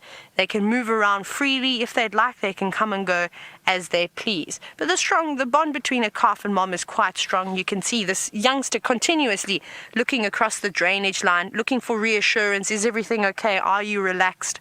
And if mom were to start running or panicking, then this little calf would do exactly the same thing. And I'm sure they'll join up again soon. They just decided they've got different appetites and will seem to be feeding on different things. We saw mom earlier was eating the buffalo thorns and knob thorns, and this one was feeding on the bush willows, which I don't think are as tasty, because if you ask any of us guides who have ever tasted the leaves of a buffalo thorn, they're actually quite delicious. They're really not too bad. I can see why giraffe and impala, bushbuck and inyala and kudu all tend to favor those leaves. They're lovely. They really are lovely. What I really would like this afternoon, though, is if this giraffe or both of these giraffe would go down to have a drink. That is something really amazing to see. A giraffe stretched down with its long neck, do the splits, and then take a long sip of, well, I don't know if you could describe it as cool water, but buffalo and hippo and elephant infested water. Because that's really what it is, isn't it? So Brent is on a roll this afternoon with butterflies. I must actually let him know where these giraffe are. It'll be interesting. Maybe he can try and do a approach on them in the silvery golden light. But let's go across to all those lovely things that flutter in the glistening light.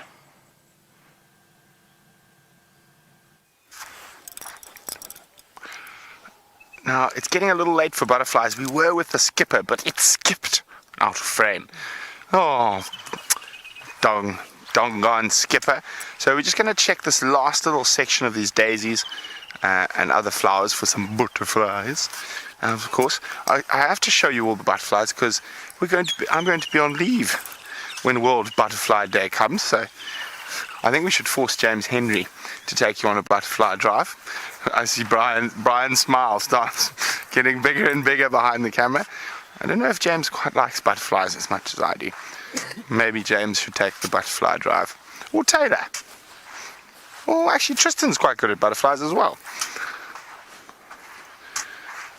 And we're just seeing, so a lot of these flowers that were here earlier have now dissipated. So there's not as many butterfly species as there were a couple of weeks ago. But remember, the flowers could come again after that bit of rain we've had. Oh dear. No butterflies. But that's fine. We're enjoying a lovely, leisurely Mawati stroll down the riverbed. Now, I was hoping that one of those cubs might come play in the riverbed, but it seems like they're still that side. So we're going to make a big loop, go through one of my favorite Tambuti groves in between Leadwood Road and Mumba Road. It's seen quite a lot of interesting species. Oh, darn it. What was that?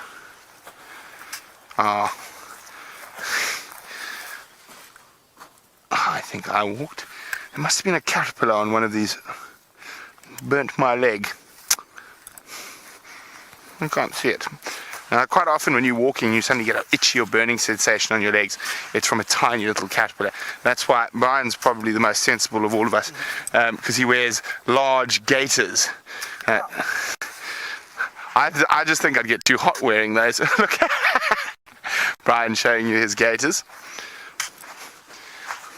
Okay, let's go up out of the riverbed and see what we can find on the alluvial plain of the riverbed. So the alluvial plain is always an area that's very productive because it's where historically flooding has deposited high nutrient-rich soil, so there's good grasses, so often lots of animals. So while we check out our alluvial plain, let's go back to Jamie and the gorgeous royal family.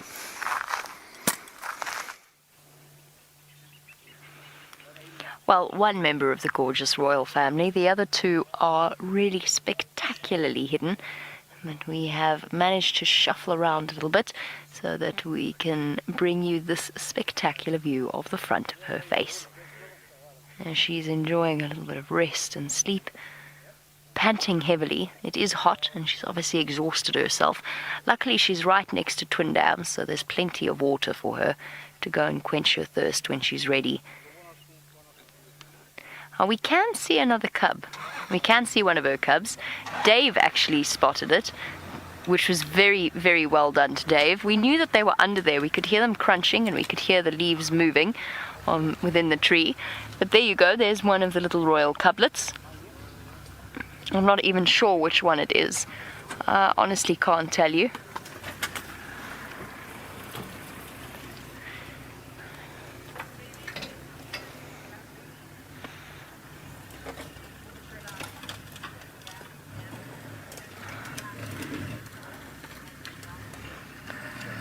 Sorry everybody, I'm just listening to the Game Drive comms and what is happening there. There you go. Alright, everything all sorted out. The reshuffle has been done and everybody's got a nice view of the leopard. Well, one leopard anyway. Lou says her money is on Hosanna feeding. My money's actually on Shungile. It was a bit difficult to tell in that tiny patch of spots. Should we look again, Dave? Who do you think it is? I think it's Shungile. I've got no idea why I say it's Shungile. I can only see the back of one ear. But for some reason my money's on Shungile. Who do we think this is, everybody? Can you tell? Oh, Dave. I think we might be mistaken. Had a brief flash of an eye. Come on, little leopard, turn your head. Perhaps Lou is right. Perhaps it is the male cub with the voracious appetite. No, we can't change our mind. We'll have to stay with our original answer. Stanley? Good question coming through from you. You want to know whether predators are more likely to hunt during sunrise or sunset. Probably sunrise, although not by a particularly large margin. The only reason I say sunrise is just because often at sunset things like lions are generally only just getting going, whereas by sunrise they've been moving throughout the night and they've been searching for prey. So they'll be hunting throughout the night. So at sunrise, by the time the sun's coming up, they might be more committed to actually their full hunting efforts before it gets too hot. Leopards any time of the day. Honestly, I've seen Karula kill an impala when it was a over 30 degree day. She just came out of nowhere. So leopards are impossible to predict, although they generally do most of their moving around sunset and sunrise. Cheetah, again, late evening or early morning. It's impossible to say. Wild dogs, exactly the same. They'll go to bed as soon as it starts to get dark, as will the cheetah. And spotted hyenas at night. I'm not sure if we could say sunrise or sunset. It's difficult. Those two times are pretty evenly matched in terms of whether or not the animals are out hunting. There's not much in it for the various predators. But of course, remember, we're talking about mammal predators here. Diurnal predators that are bird-based or avian diurnal predators will hunt during the day mostly, rather than at sunrise or sunset. Snakes will wait till it gets warmer, and often you encounter more of them around sunset, just because they've had the day to warm up and gather energy. So it's a difficult one. I can smell the carcass. I can't even see the carcass, but I can smell it. Not a horrible smell. It's still fresh.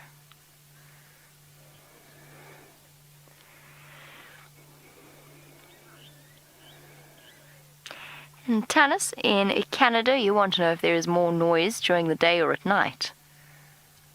Sure. Depends if it's summer or winter. Because in summer you've got the frogs, the cicadas, the various crickets that are all calling, the nocturnal bird species are calling. I'd actually, I don't know. Dave, what's noisier, day or night? I think nighttime too, but I don't know if that's because everything else is more silent. Does that make sense? No, Dave's just looking at me like I'm completely bonkers. I would say nighttime. You'd say nighttime. I think nighttime as well. With all those frogs that are calling at the moment in summer. In winter, it's probably daytime, just because the dawn chorus will outdo the nocturnal creatures that are singing away. And of course, you've also got more human movement during the day, but we won't count that. Let's pretend you were out in the middle of the African bush with just your tent. Then it would be nighttime that would be noisier. Provided you're next to a waterhole. I feel like the frogs add a good few decibels to our nightly noises. I remember once, many years ago, when I was training to be a guide, there was lots and lots of rain, and my room was positioned next to a waterhole. And the water level kept getting higher and higher and higher, and apart from the serious concern that all of my stuff was about to be underwater, there was the fact that it was almost deafening from the number of frogs that were gathered. I mean, the water was about a meter away from my doorstep when it stopped. And the noise of those frogs was absolutely astounding. It was back when we had normal weather patterns, and all of the storms happened at night, all the rain happened at night. It wasn't this bizarre 2 years that we've had now.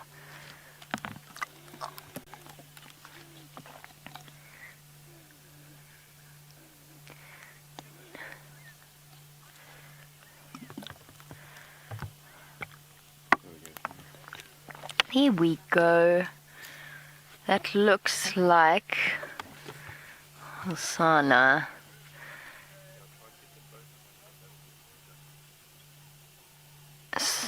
Sorry, everybody, I'm just listening for a second.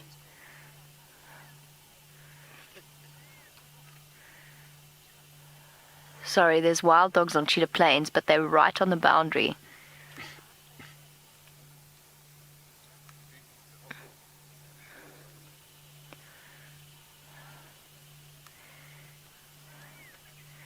Hey, big boy. Lou says she's right.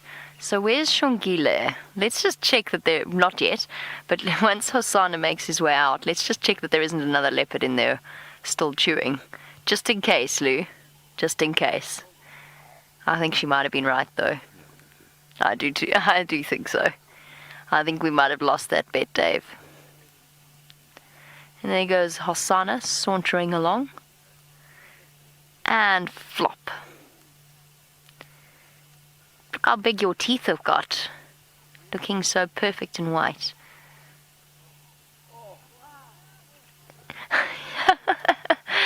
Sorry, I'm laughing. Karula just yawned and there were gasps of joy from the guests in the vehicle next to us.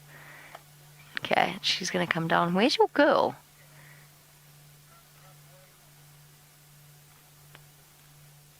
I'm sorry, everybody. I'm distracted by the conversations that are happening on the Game Drive comms. I'm going to try and work out exactly what is happening there. So while I do some listening and some racking of the brains and look for Shungile, let's go over to Tayla, find out where she is. Jamie, we're just doing a bit of a bumble at the moment, but we've come across something that has definitely caught my attention. Look at this massive highway in the very, very long grass. I'm actually going to jump out just to show you. Now, we often talk about, and when I've showed you many, many times, the various highways and network systems that the animals make, from a hippo pathway to a pathway that the ants have created. But here is a very prominent one. Have a look at it. I'll walk backwards. But look how cool this is. This is amazing. In this long grass, and you can't see it very well over here. I think this is from the hippos as to why it's so wide. Is if I look very, very carefully, it's clear. There's just soil on either side where my feet are, and in the middle there's still a clear, very, very short section of grass, and that's the hippos with their big bodies and their feet moving very much like that. And they leave. Often wait till we get to winter again, that's going to be exciting when all the grass starts to go away. You'll very, very clearly see that thin line of vegetation that goes through a pathway of a hippo, and it almost looks like a bit like a train track, which I think is lovely. But this is a well-used pathway, so for elephants, for hippos, there might probably some good grazing in here, and that's why they might be using it so often. Or it could just be a direct route to come from Chitwa, and you can see it continues on that side. That's actually a nice spot to walk. One day I will come and I shall walk on this animal pathway. You see it going in there? It continues. It actually looks like it's going directly in the direction of Chitwa. Right, let's carry on along here. I'm not sure what else we're going to find. I really, really would love to see a herd of buffalo this afternoon before the sun goes down. That would be the cherry on top for this afternoon's game drive, or a big elephant bull.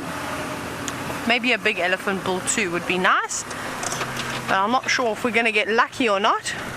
There are plenty of hyena tracks going up and down this road, so they were quite busy here this afternoon. Right, let's go around the corner. Maybe our piglets will be around. Oh, hang on.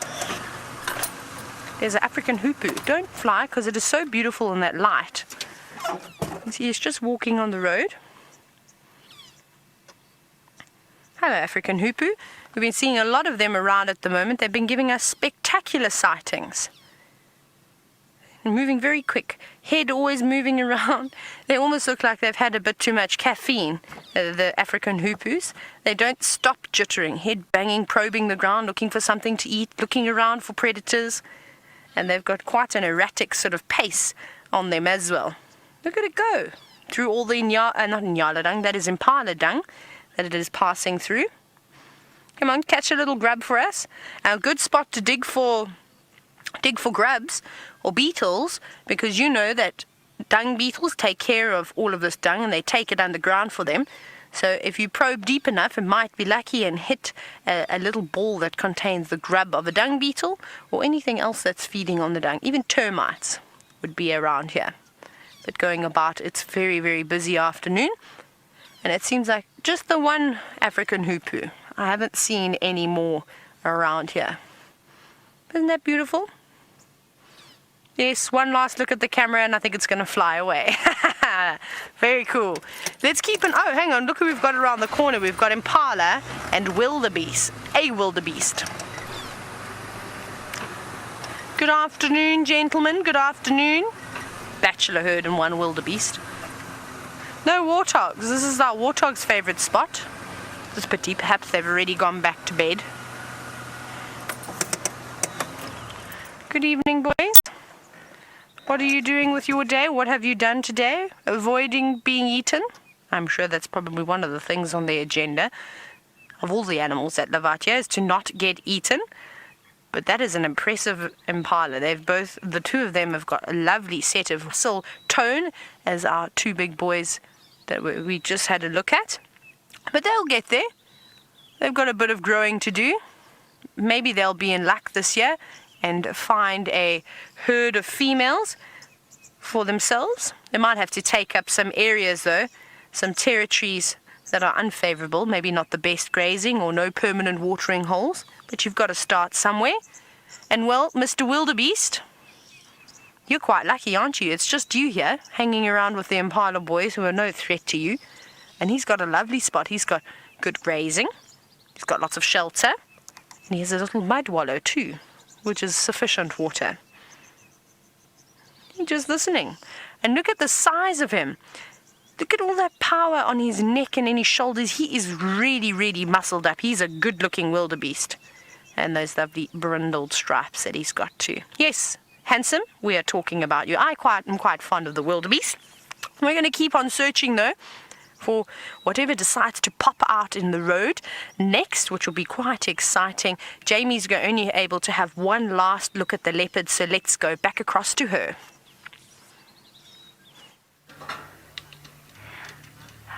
There are lots and lots of people that would like to come and enjoy the company of these beautiful leopards. So we've been here the longest in the sighting. We're going to make space for Andrew from Cheetah Plains. I just wanted to give you one last view of Hosanna. Karula's gone in to feed off the kill, so I'm glad to see that she's gone in to feed and not just letting her offspring scoff at all. Now, hopefully she manages to keep this kill for the rest of the evening. I'm keeping my fingers crossed. There's so many hyenas around here. Hopefully she manages to keep it safe. It's a good spot that they found, tucked in deep underneath the peltiforum, so they might not find it. Oh, Jason, you wanted to know how often they get their kill stolen. It's such a complicated question to answer, Jason, because it's so dependent on a couple of factors. It depends on how many hyenas there are in the area at the time. I would say on average you'll probably find that around about 50% of their kills are stolen. If it is a female leopard. If it is a male leopard hyena, one hyena might be slightly reluctant to take him on. Look, hyenas will outmatch leopards any day of the week, but a big male leopard can give as good as he gets, and he's not far off the weight of a hyena. So, and they're also strong enough to hoist their kills generally. So they've got a wider variety of prey species that they can take up into the tree. So they probably have a slightly higher success rate in terms of keeping their kills. The female's a slightly lower one. But when the hyenas left Djuma, Karula kept almost every kill she made. So much so that she even had 2 kills once. One was a dacre she put in a jackalberry tree, the other was an impala. And she kind of ended up eating both. It just took her a while to get through the impala, and then she went on to the dacre. And the dacre was in a jackalberry tree, but it was knocked out of the jackalberry tree by scavenging birds. So it was on the ground for a good 24 hours, and she managed to keep it. So it doesn't always happen that the hyenas find it.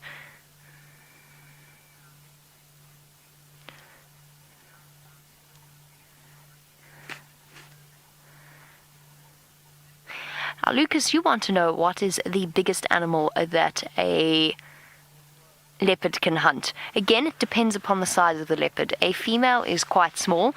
A female's around about 40 kilograms, maybe a little bit more, maybe up to 50 kilograms for the larger females. So you're looking at an adult impala and maybe a young kudu being the smallest prey that they can take down.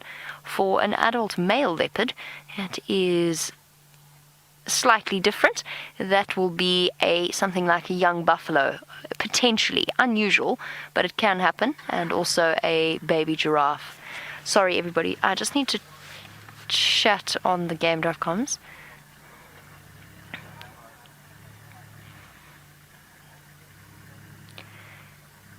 Tax, you don't have to move out. I'll pull out for Andrew.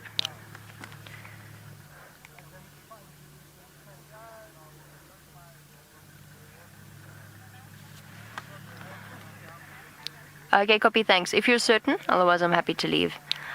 Alright, we're just going to sit here and converse a little more with the various guides and play musical sighting. And while we do, let's go over to Brent and find out how his stroll is going.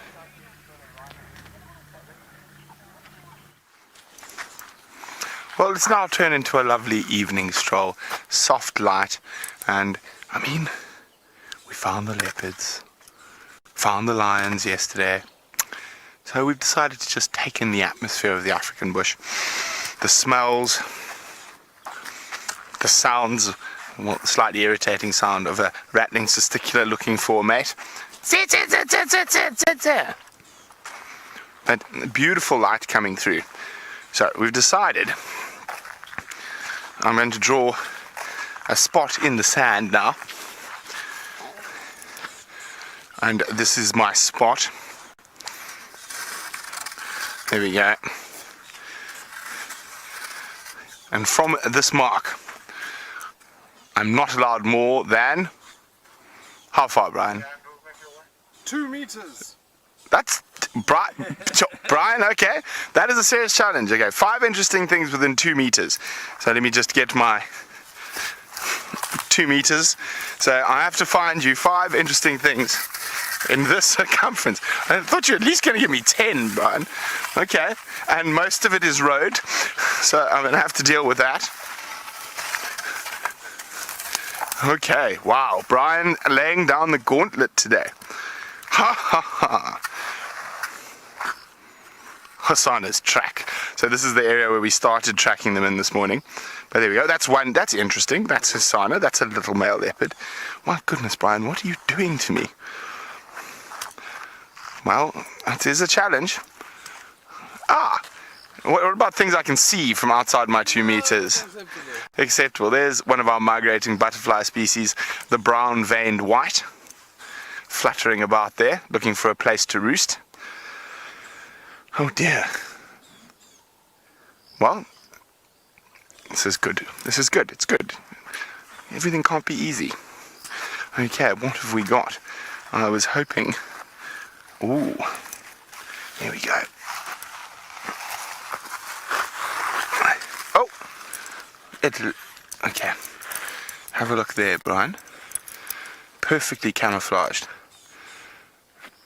There's a couple of little grasshoppers that are on the dry leaves, showing that perfect camouflage. And if a bird happened to wander past like a francolin, I definitely wouldn't spot it. There's one there. Oh, they both went. The one's just landed there. You can just see his head sticking up. It was quite an explosive jump, those two. So one of the little grasshoppers. Ooh. Ooh. Ooh. There is some fungi. Now this is one of these, I'm not sure the species, but they're...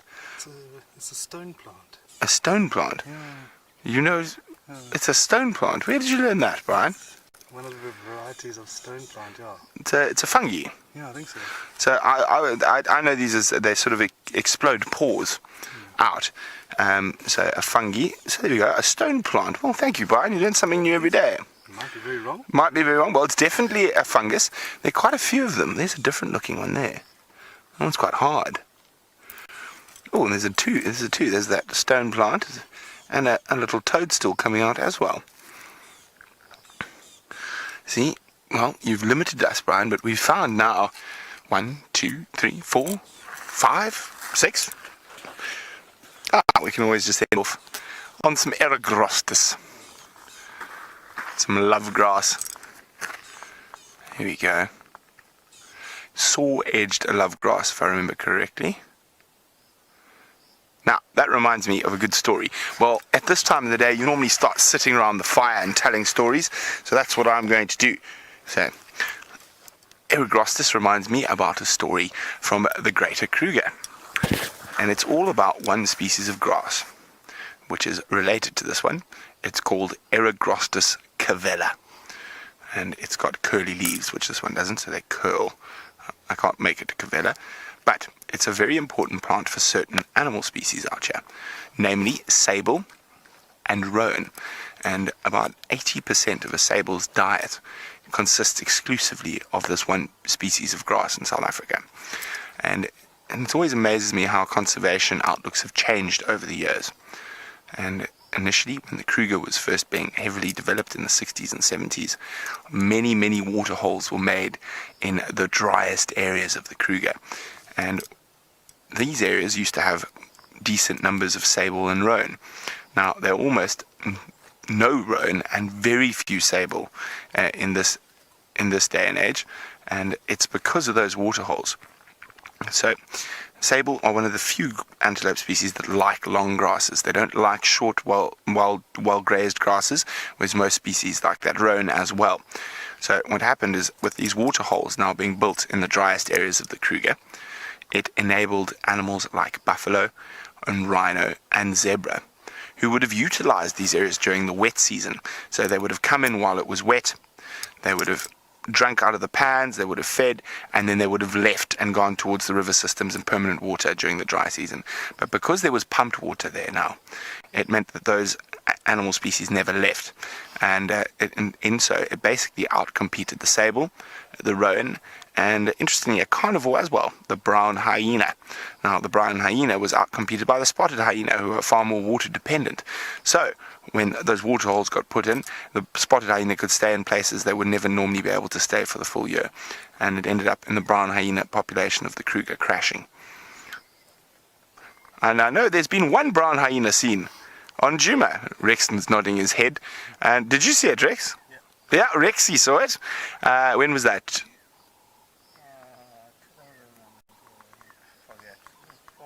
2004, somewhere around there. So there is always a possibility. It's really unlikely because of all the water holes and pump pans here and the high level of spotted hyenas that you're going to see brown hyena. Now, not very far from here, where my parents live, we see brown hyena quite regularly. And I actually know of 3 different brown hyena dens. But there we go. So it's amazing. You can change one little thing in an ecosystem, like the grazers keeping a certain grass species short, and it can affect a multitude of species. That's why we shouldn't be gardeners in Eden. Am I allowed out of my 2-meter circle, Brian? Yeah. Okay. If only to show you this beautiful sunset.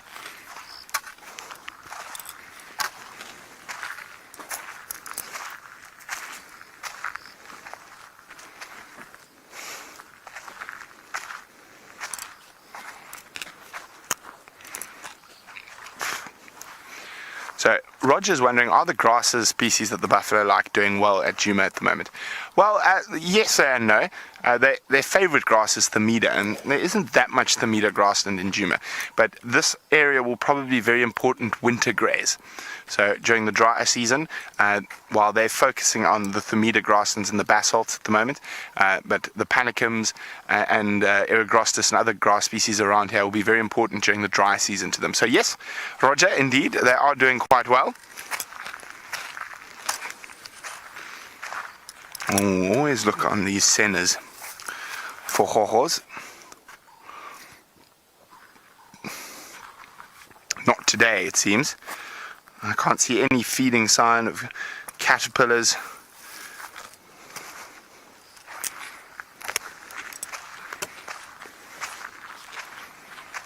Now, well, there we go. This is the one I was looking for. This is one of the favorite grazing species, the Panicum maximum. And they can actually grow into really, really thick stands that you don't really want to be putting your head in case there's a buffalo hiding inside.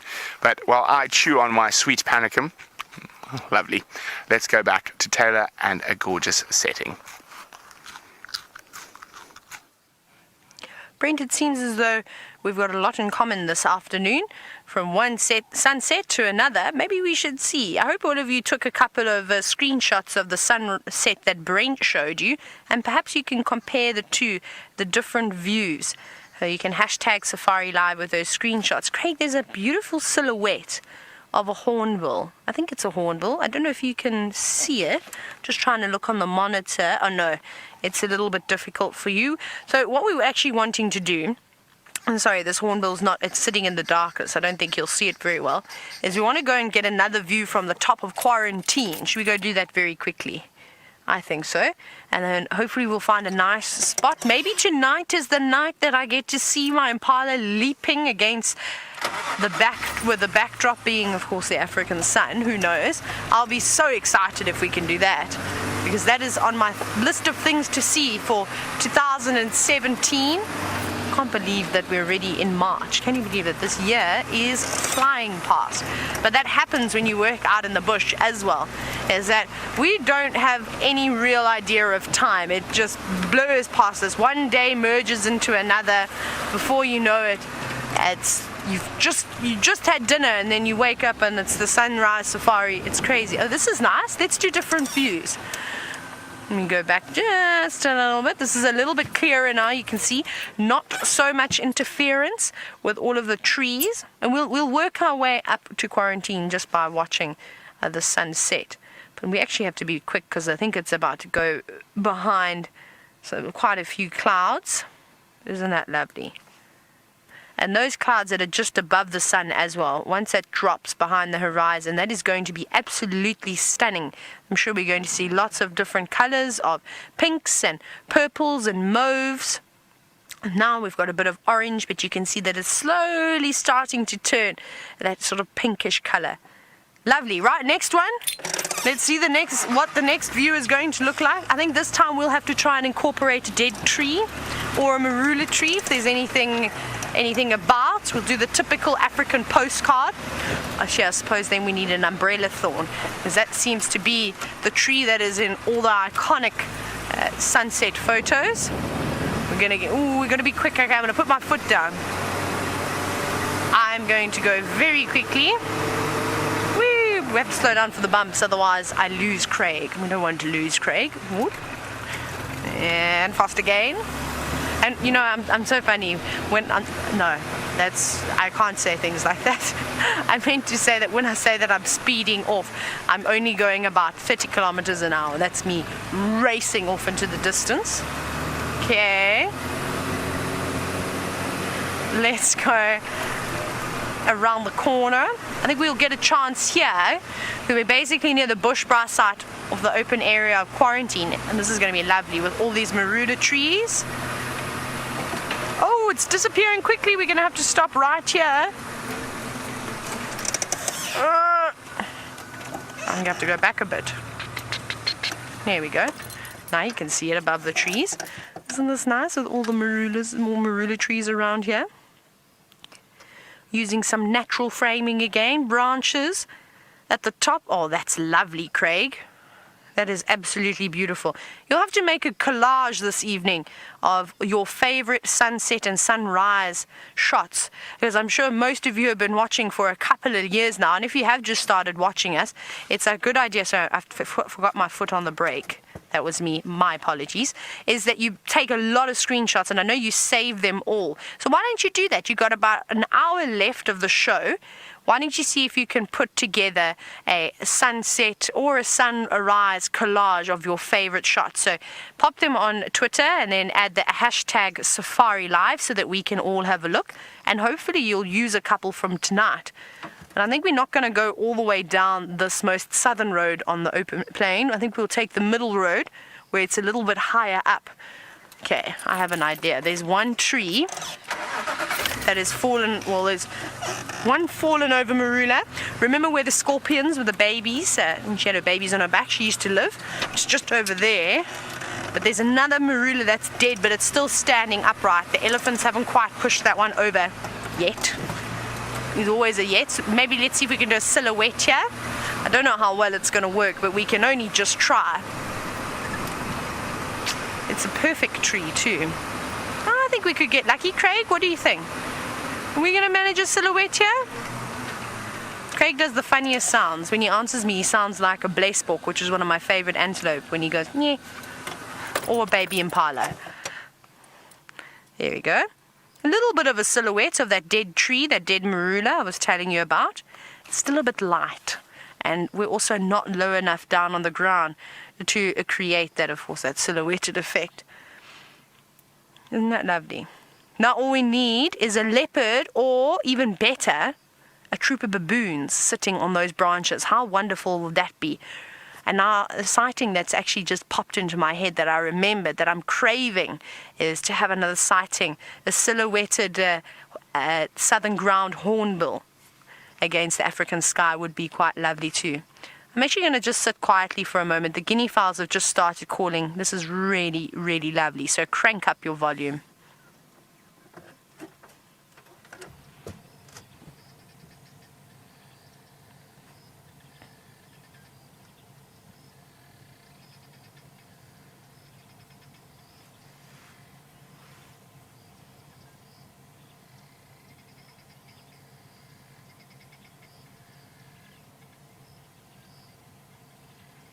That's beautiful, isn't it?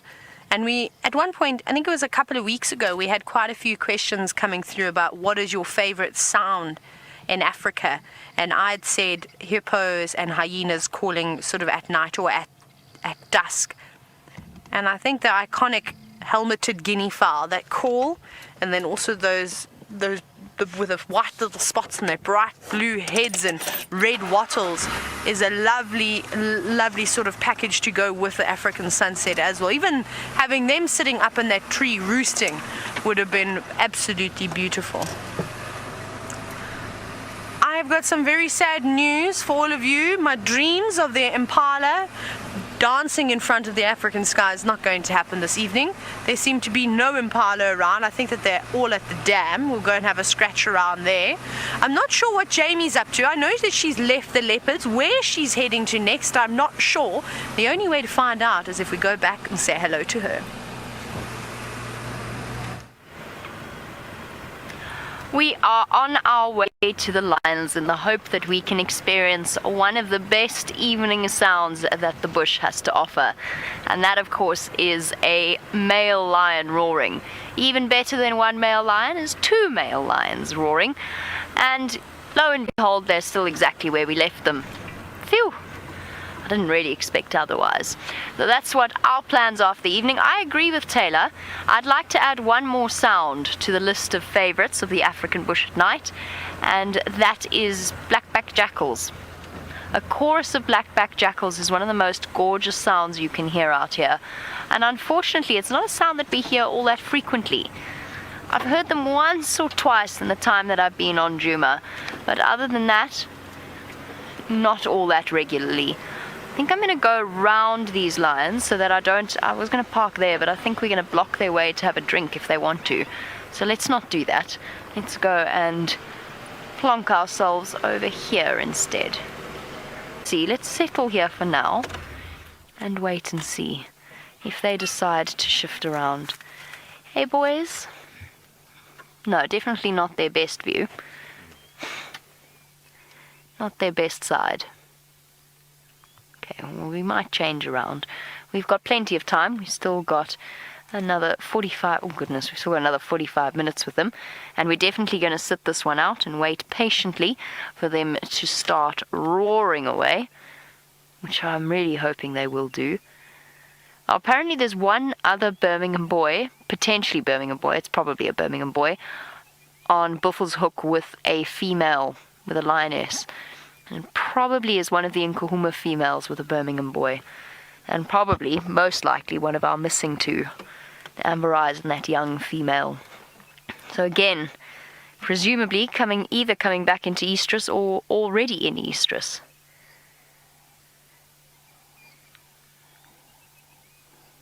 Well, I don't think there was any great rush. Just an update. Remember how I told you there were wild dogs in Cheetah Plains? I've been listening to the radio just to make sure that we're not missing a vital opportunity. But it sounds as though those wild dogs are kind of dashing backwards and forwards over the boundary. So we'll have to, fingers crossed, we can try again tomorrow. Perhaps they will come and join us here. somewhere where there's less boundaries for them to disappear over. And by boundaries, what I mean for our new viewers is all lodges have different traverse agreements. In other words, they can drive in different places. So there's some places we can drive that others can't, and some places that others can drive that we can't. I'm just going to take the opportunity to have several sips of water. I forgot to do that this afternoon, and it's quite warm.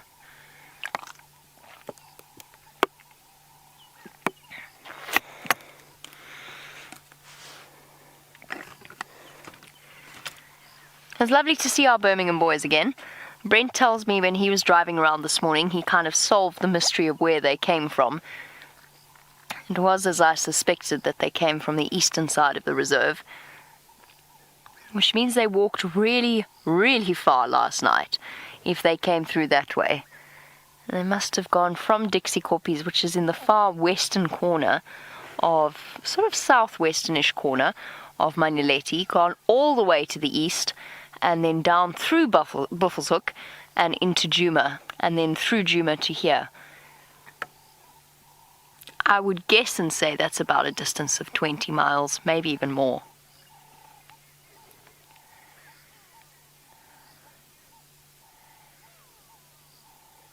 Nice to just sit and listen to the sounds of the evening.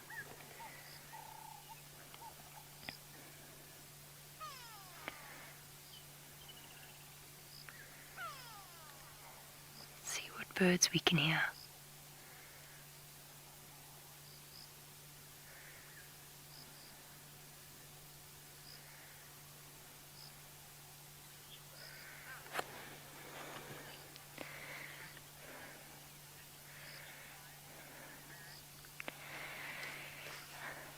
And while we wait for our male lions to stir themselves and hopefully give us a demonstration of their roaring ability, you want a little bit more detail as to all the different types of lion roars, and sorry, let me turn that down, and different, roaring at different times of the day, what does it mean, and so on. Essentially, there's two reasons behind a lion's roar. And whether or not we can tell the difference between the different types of roar, I don't think so. All roars essentially sound the same, and they can happen at any time of the day, especially if it's cold and rainy. It's unlikely to happen in the middle of the day, but they'll roar in the evening and they'll roar throughout the night and then into the morning. There's two purposes. One is to alert the other lions in the area that they are there in a territorial way, and that applies to both males and females, but of course the males will be more rigorous about their roaring schedule because they are really essentially more territorial, and they will fight to keep other males out.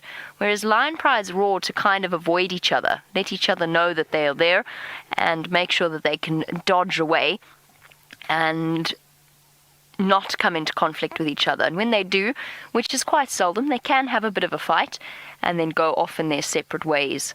They won't continuously fight in the way that male lions do. And then the other purpose of lion roars is, I don't know why this image popped into my head, but the beacons, was it the beacons of Gondor that were lit? Now I'm looking at Dave. Dave looks utterly perplexed. It was the beacons of Gondor. It was the beacons of Gondor. That's kind of what I picture when male lions roar in different places. So you've got a coalition that, let's say, all four of them were spread out in different directions, and I apologize for the sort of really nerdy Lord of the Rings reference, but if you can imagine it, one starts roaring there, and then the other starts roaring there, and then the other starts roaring there, and the other starts roaring over there, and they're kind of communicating with each other, and it's like lighting the beacons to let each other know where they are. So it's not necessarily just about letting other lions know, although that is the main purpose of their roaring. It's also to let each other know, hey guys, I'm here. And you can sort of hear the difference I find with the Birmingham boys. I sometimes feel as though, especially when you find one of them on their own, they kind of start quite mournfully, softly, like, guys, where are you? And I've seen Tino and Mfumo do it before, where they sit miserably on their own and then start to roar quite softly, and then gets louder and louder and louder when they hear the others respond. So I sort of imagine when I hear, which maybe I should have kept quiet and in my own head, it might have you questioning my sanity, I sort of imagine different beacons being lit whenever lions roar. Let's reposition. This bottom view just will not do.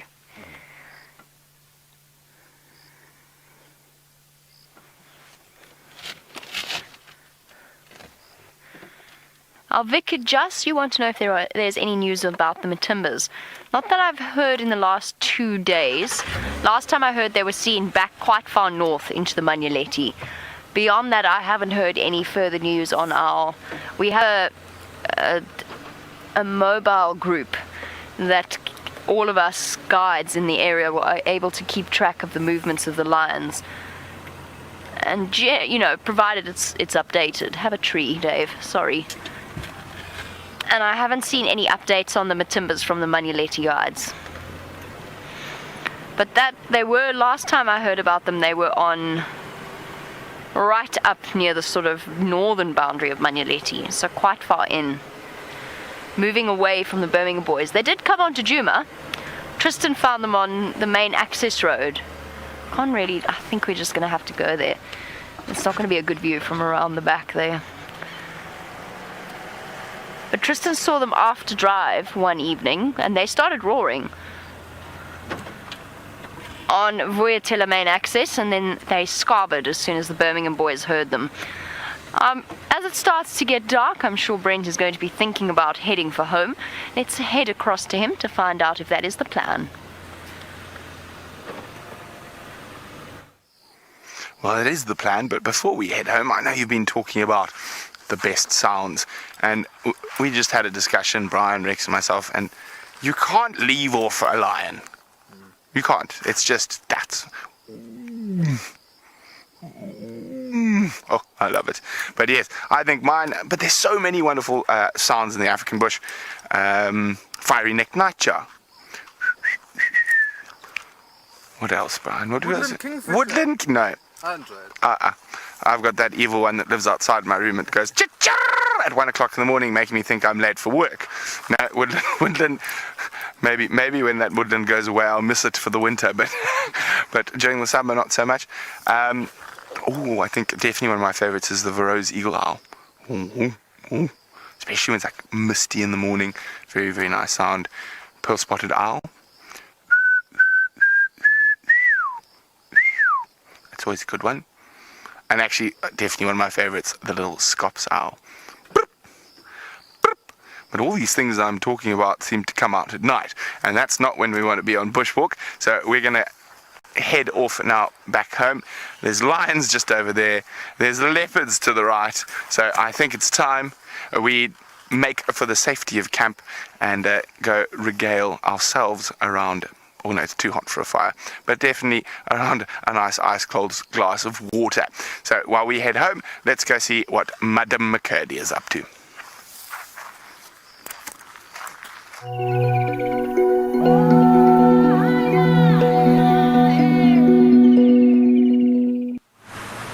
Now, we are still bumbling around. We actually just passed the dam in front of Vuyatela Lodge. Had a quick look around there. Our usual suspects of Inyala and Impala and one wildebeest lurking around there. But I haven't driven Mvubu Road for quite some time. And today we've actually almost driven all the roads just on Djuma. Can you believe that? I think by the time the show finished, we would have done about 70% of the roads, just weaving up and down all of them. And that's the thing about going on safari, is that when you drive around, you drive a lot more than you are actually seeing things, but that surprise that one day you're just going to change it up slightly and you're going to drive one road that you haven't driven in a long time and something is going to pop out and surprise you. That's what I try and think about every single night. Right, I think we need a little bit of light here. Do we need light? No, it's still too dark for us. Not too dark, it's still too light for a spotlight. My little lights are not really making much of an impact. Oh, Craig, let's go down here. Right, let's do 4x4. Goodness, is that? And down we go. Now this area is actually a fire we're about to jump onto, and I'm going to take this because it's very eroded. This is probably this is the steepest incline we have here.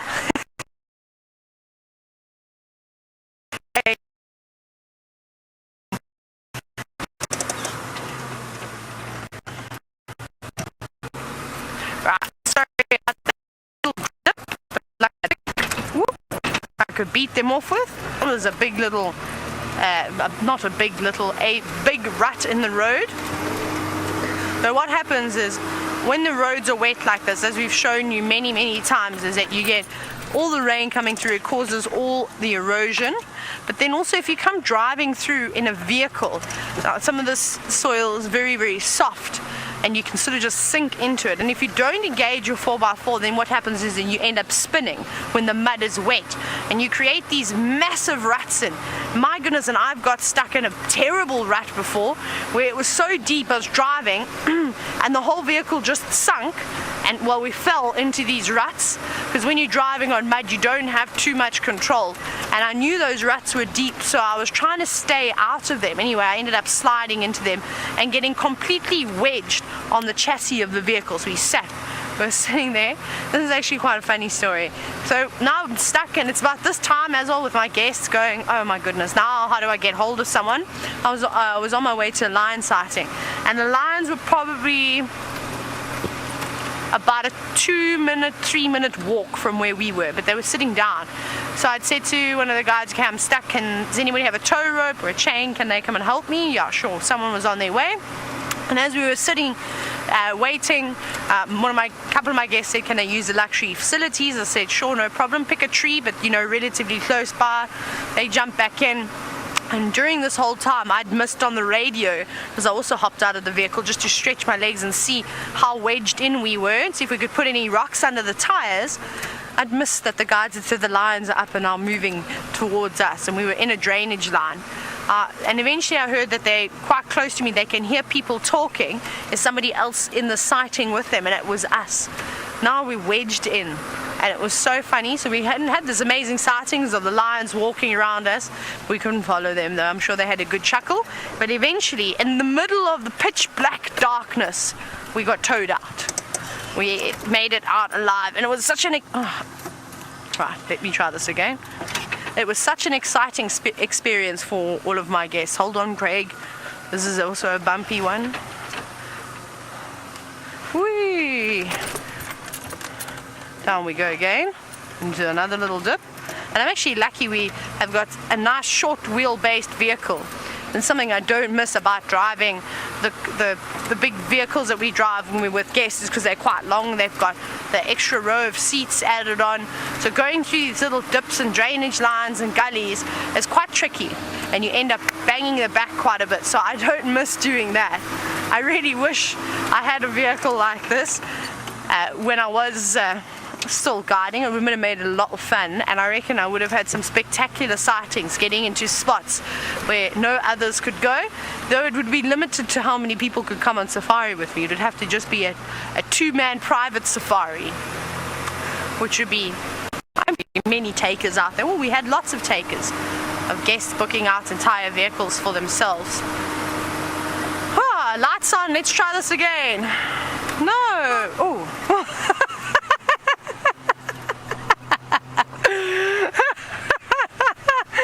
Oh my goodness, I got a fright of my life. So we're in Jigga, and in Rusty and Wendy, the hooter doesn't work anymore. They've just disengaged it, and it is so weird. I was fiddling with the lights, trying to see if I could get it brighter, and then I just pressed the little button accidentally, because I can't help myself, and if I see something that can be pressed or pulled or turned, I'll have to do it. And yes, I pressed that. So that was the hooter. Luckily I wasn't in a sighting. Hey, that would have been that would have been exceptionally interesting. Well, it's woken me up now, and I wonder if any of you are sitting with your volume up really loudly and also jumped at the screen when I did that. But thank you, Jigga, for having a very delicate little hooter. The things that happen when you're out on safari, right? Okay, let's see if the spotlight, if it's gonna work. Yeah, not too bad. It helps us. It'll be perfect for, well, all the closer trees. Actually, look what's happening here. Have a look at this bush willow. Can you see how the termites have taken over the stem? You can see it's got a little bit of a covering of soil on it. And this tree, unfortunately, won't live for too much longer. It looks like some of it is dying, and that's what they're feasting upon. But this won't be the big termites. These are not going to be the macrotermes. These will be the little microtermes that we often see. They make their mounds underneath the ground, and then just occasionally we see them just at the entrance of their one of their tunnels working away. But let's see, this is a good time for the termites to get active, and I noticed it. I actually first spotted it on the left-hand side of the road, and then I looked to the right and noticed the same thing. So this entire area that we're sitting on top right now, there must be a whole colony of termites just underneath us working really, really hard. And actually, if you have a look on the road, can you see that there's all these little, I've illuminated one for you, but there's all these little chimneys coming out of the ground. See that? That's from termites too. They make these little tunnels that pop out of the grounds at night. Not massive entrances, but like I said, those are the little microtermes that are working hard and along here. I always feel sorry for termites when they make those temporary structures on the roads because, well, they get driven over. But I suppose even on an animal pathway, if they were to do something like that, the elephants or a hippo or buffalo not really watching where they step and will squash them too. But they're not so important. It's not a permanent structure. For instance, like this big termite mound over here, those little entrances that we saw are really just for, you can see no little insects and solifuges running around just yet, but those temporary structures are there just so that if they need to, they can work during the day, because remember, they've got a very, very sensitive exoskeleton. But this is a big one. This is a developing termite mound still. I think maybe that'll be our goal, seeing as though we didn't have any luck with the impala silhouetted against the sky. We didn't have any luck with an elephant or a buffalo. Perhaps we'll have to simplify our search this evening, and maybe we'll just try and find an active termite mound. How does that sound? Maybe not as exciting to all of you, but I'm very thrilled, because you never know what you'll find at a termite mound. I've seen many civets, many genets. Did you get eaten by insects there, Craig? Went through this sort of tornado of midges. I think they're all sitting on my hat now. And luckily I didn't get any in my mouth this time. This might be the first safari that I don't eat an insect.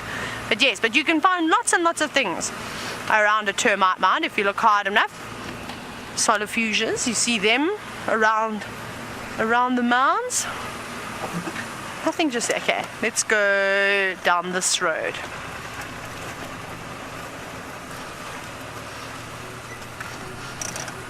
And Louise has just mentioned in my ear that you have all sent through some very nice collages of your sunsets. Thank you for doing that, and hold on to them.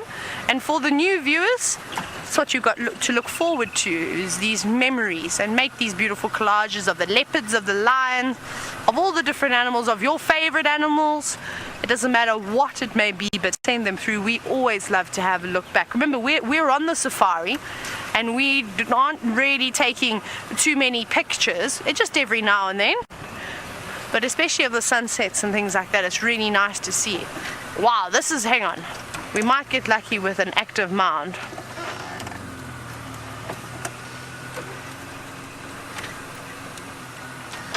Look at this one. Look at this whole mound here. Now, this one's going to get so big that eventually it's going to bump underneath a vehicle, which makes me a little bit sad. And Hunter, you were wondering how important termites and their mounds are to the ecosystem. Exceptionally important. You know, I've heard it many, many times where people have said that if termites were to go extinct, the entire ecosystem would collapse shortly after. And I believe that that is true.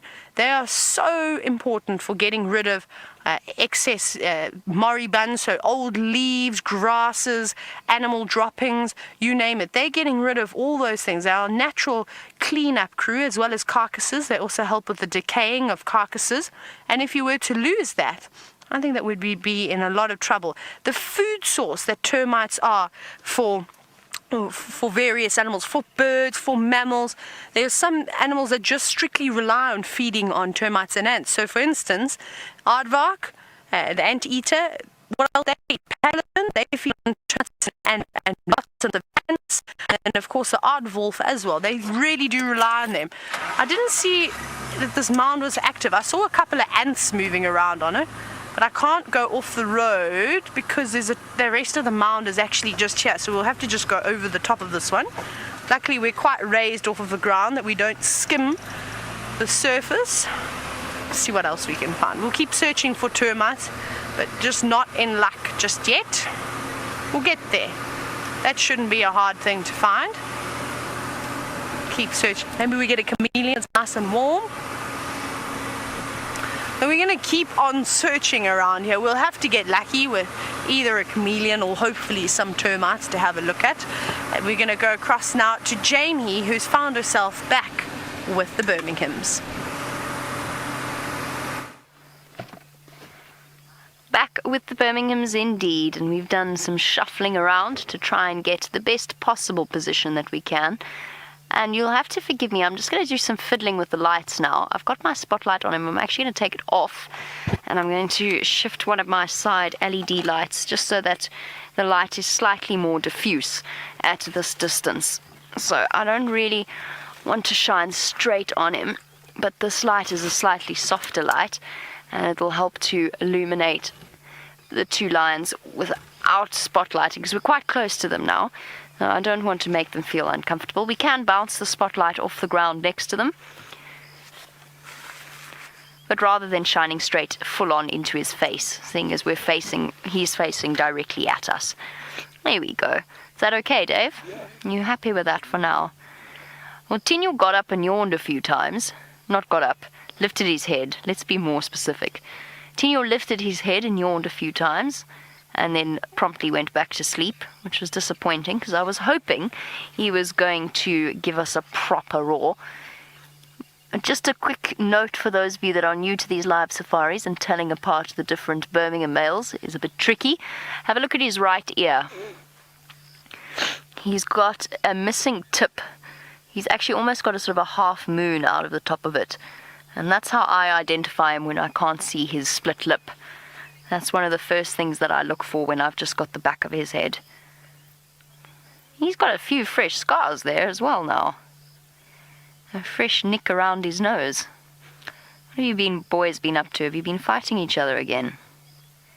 Or have you been fighting other males? I wish it were possible to know exactly what they get up to in the hours when we don't see them. Hunter, you want to know how far away lions can hear each other when they roar. Much further than we can hear them. And we can hear them at around about 5 kilometers, maybe even 10 kilometers on a cool morning. You'll probably find that these boys can communicate with each other to up to 20 kilometers away. Please do your mile conversions. If you work in the imperial system, I'm useless with miles. There's something about I can do the feet, I can do the inches, yards, roughly approximate, but don't ask me about miles. You might even find that they can hear even further. On a cold morning, that sound travels even further.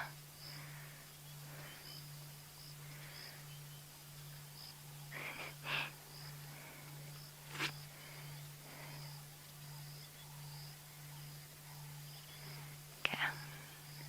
I'm just turning my game drive radio down a little bit. I'm just hearing all about a frantic wild dog chase that I can't go to. So I'm just going to turn it down completely.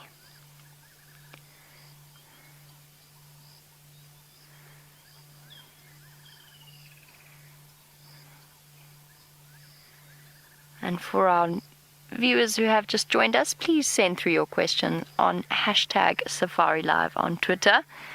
Andreen, you say that they are going to wait until the last minute of drive to roar. I hear you. That's exactly what they're going to do. If we're lucky, Andreen, they might decide they just want to sleep all evening.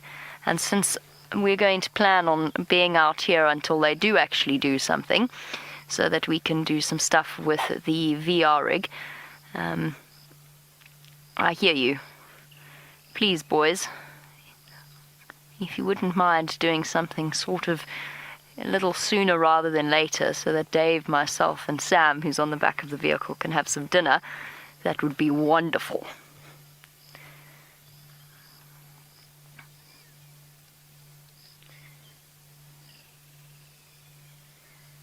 They don't look too keen on doing anything, do they? They could not look more relaxed if they tried. What shall we talk about now, Dave, with our sleepy lions? I feel as though we've covered a relatively large... Well, I suppose some of it was...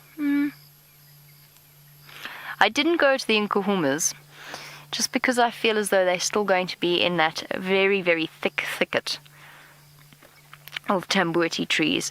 I don't think they're going to pop out there. They seem to be determined at the moment to move from one thicket to another and then just stop there and spend 2 or so days. Well, they've spent 2 days in that thicket, so hopefully tonight they'll come back out onto Djuma and out into the open. Dave, shall we look at the moon? Let's look at the moon. Our lines are quite flat. Watch, they'll roar now. Be so funny. As we turn around to look at the moon, they're going to start to roar.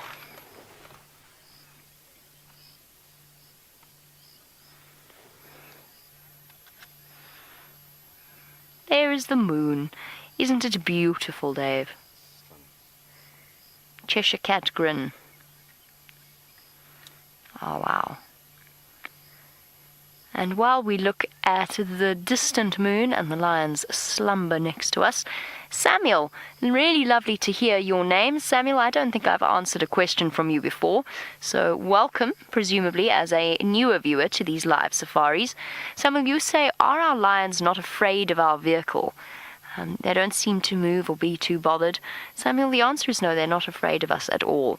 So wild lions that have never seen people in a vehicle before absolutely would be terrified of us. But through many decades of very ethical guiding and habituating of the animals, they've become used to the presence of safari vehicles around them. And for generations, these lions have been cubs when they first see a safari vehicle. They've learnt that we do not mean a threat to them. We aren't dangerous in any way. We're not going to drive on top of them or drive into them. So we treat them with respect, and in return, they allow us these moments spent in their presence. And that's something that we are very fortunate in this area to be allowed. The same goes for the leopards, the elephants, and actually all of the predators that are comfortable with us. That is something that we work very hard never to abuse. And it's important. It might sound like something that is unnecessary, but it is actually necessary, first of all, for us to do these live safaris and to actually show you a true, unedited reflection of these animals' behavior. And at the same time, tourists who come to visit the animals pay lots of money. That money then goes into the conservation, not just of that specific species, but this entire area as a whole. And that importance cannot be stressed enough. Because if these animals are valuable in tourist terms, it means they're less likely to be, this area is less likely to be taken over for farmland. The people of this area are more likely to protect them from poaching, and so on. So this level of habituation is also very, very important to their survival in the future. Not necessarily now, but in the next 10, 20, 50 years or so. All right, I think we might have to break out the spotlight just a little bit. I'll use my vehicle. Oh, I thought I heard a hyena. I got very excited. Roger, you want to know how close the Birmingham boys are to the Nkuhumas. Roughly, I know it's very difficult to get a sense of scale, they're roughly about 2.5 odd miles away, so they're actually quite far. Let me show you on a map exactly where everything is. Sorry, let me just turn on my screen rotation. That will help tremendously. I'll take that spotlight off while we do this. So we are at this blue dot over here on Twin Dams Road. Let me move my hat out of the way. So there we are, Twin Dams Road, and Chelepan is just to the north of us. The hyena den is over here at this Philemon's Dip area. And in the Nkuhumas, there's our camp over there. Our Nkuhumas are all the way over here. Wait, let me try and put the pin in. They are here. Place mark 3. So they are all the way there. And there's, give you an idea of a sense of scale of this area. There's the Djuma Dam where the dam camera is. and there is Twin Dams. And just to the south of us is our boundary. That's our southern boundary of Gowrie, Main. Karula, to give you another perspective, is over here. So she's actually closer to these male lions than the Nkuhumas are. There is another Birmingham boy and a female over here at Tambuiti Dam in Buffelshoek. So that's our northern boundary, unfortunately outside of our traverse area. So there you go. Whoopsie, made the map do something silly.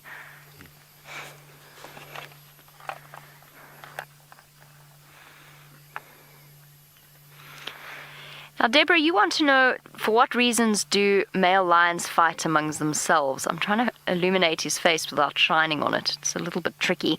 And Deborah, a couple of reasons. It's important to remember that lion lifestyle is not a polite one. It's not really very good manners. So all lions will fight each other for food.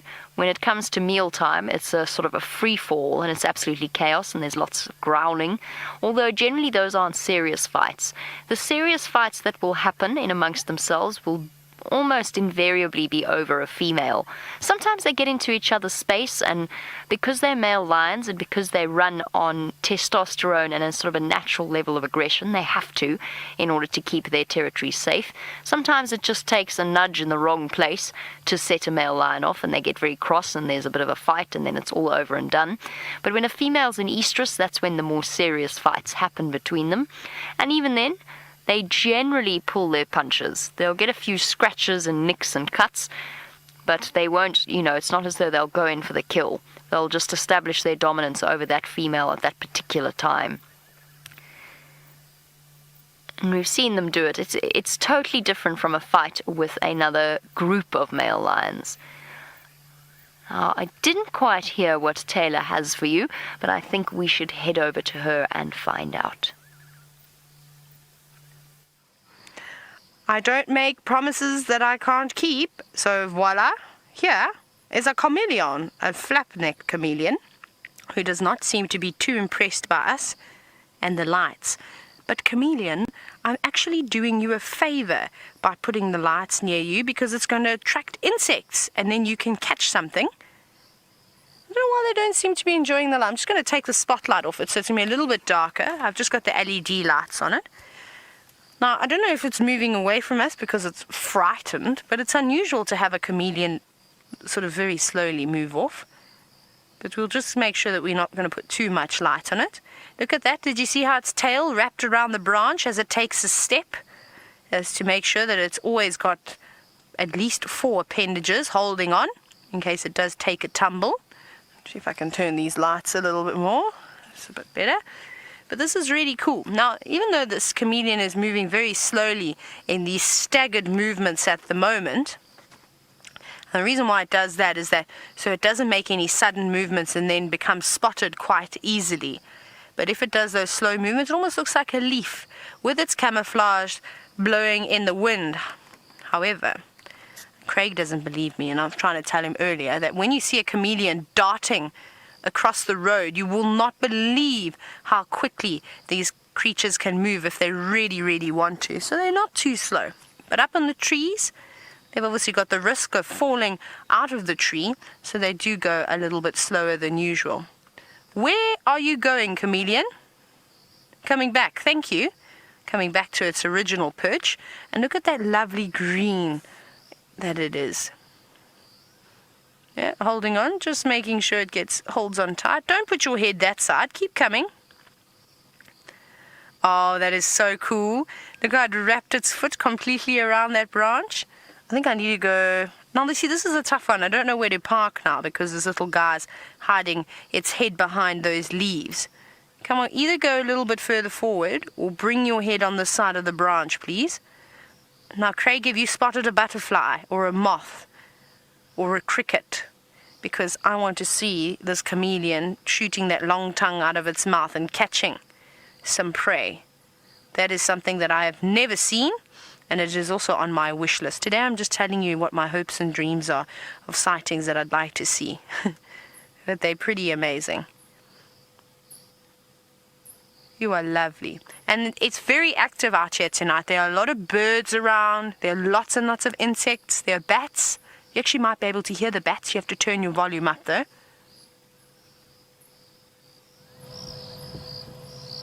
A very high-pitched noise, that's the bats.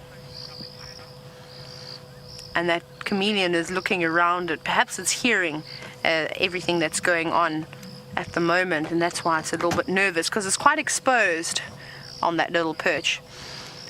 Now, Nolan, you've got a question for me. You're wondering if chameleons are mainly nocturnal. They are indeed, but it isn't uncommon to see a chameleon moving during the day. Look how it just disappears amongst that vegetation when Craig zooms out like that. So yes, they're typically a little bit more active at night, but if the same thing with lions, if there's an opportunity to feed during the day, they will. They're not going to say no to a juicy grasshopper. It looks like it's hiding from us. Look at that. It just pops its eyes out every now and then.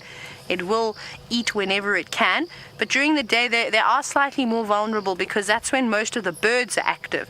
There aren't as many birds that are active at night that are nocturnal rather than the ones during the day. So you've got the different types of raptors, the lizard buzzards, you even get a yellow-billed kite feeding on something like this, a Wahlberg's eagle, right through to a drongo, even some of the shrikes around here, they would go for a chameleon. And the one that I think enjoys chameleons the most is the southern ground hornbills. I've seen southern ground hornbills eating more chameleons than anything else, but that's just, of course, just my experience. So there's more of a risk during the day if they were to move around then. Now, Hunter, this is a great question, and I'm actually glad that this chameleon's not doing this, but you're wondering if they've got any defense mechanisms, and one of the ways is actually by altering the chemicals in their body to change up the colors, the pigments that come off of a chameleon. So when a chameleon is very angry, it blows itself up. It sort of also blows its throat up, and it will also open up its mouth, but its colors change from these beautiful greens and natural tones that help it blend in to tones that stand out. So reds and blacks, typically they go quite dark, almost black in color when they are angry. And this can be, you can imagine, quite a bit of a shock. What is it doing? I just think now it's poked its head out. I wonder if it's seen anything.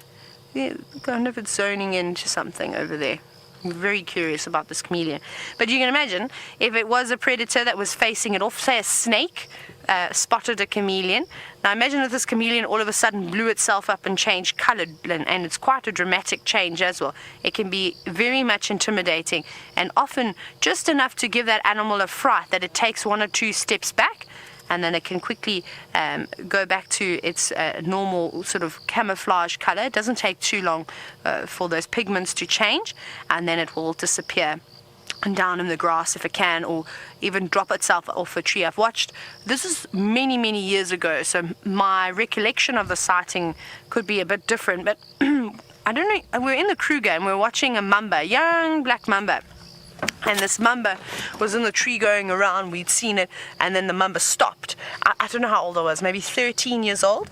And eventually we'd seen what this mamba was looking at. It was looking at a chameleon. So this mamba struck at the chameleon. The chameleon blew itself up, and the snake did get a little bit of a fright. I think it because it was young, it wasn't used to it. Well, its defense mechanism was working well. And the next minute, this chameleon just dropped a branch, just a little bit, and you could see the snake had absolutely no idea where the chameleon had gone. And it's unusual. You saw how safe these creatures are. They hold on with 4 feet and use their tail as a 5th appendage too, to make sure that they don't go dangling and falling down. That's really cool. I want to go a little bit further forward. I want to have another look at this chameleon's face. Oh, there we go. Let me get the spotlight again and just light it up just a little bit more. Mia, you're wondering if chameleons lose their tails like lizards do if they are potentially grabbed by something. Sadly not. I don't think I've ever seen a chameleon without a tail. They can't regrow their appendages like lizards do. But also, lizards have only got one opportunity. So they'll lose it once, but they can't lose it again. Oh, that's a thin branch at you, or a piece of grass that you're going on there, chameleon. Oh, a very delicate fall. I think it's best that you stay up on your perch. That's a good spot you've got there. Actually, this is interesting. This chameleon is not a fan of the spotlight. I wasn't But now I'm 100% certain that that's what this chameleon is worried about. Look, it's reaching for a piece of grass, so we're not going to put the spotlight on it. Because even something small like a chameleon, I really don't want to cause too much distress. So we'll keep these lighter LEDs on them. That's it's a broader light, and it's not just one concentrated strobe. Hello, beautiful. Look, he's struggling. My friend, you're a little bit too heavy to hold on to blades of grasses. You typically would see young chameleons hanging onto the edge of a piece of grass, but this is a relatively large chameleon. It's not particularly small. Now, Dominique, you're wondering if chameleons mate for life. I don't think so.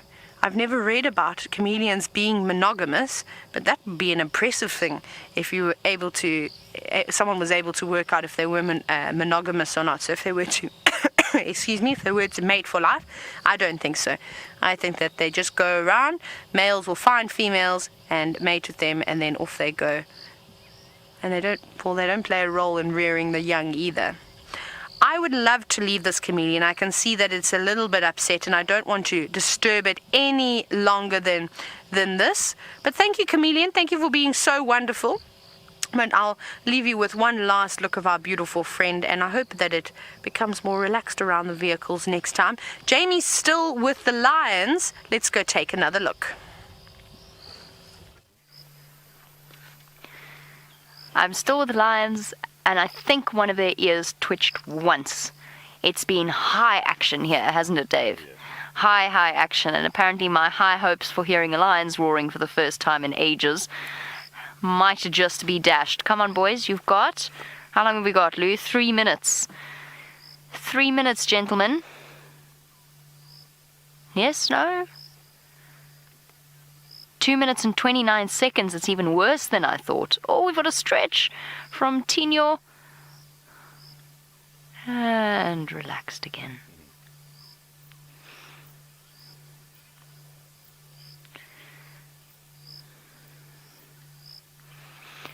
Dries?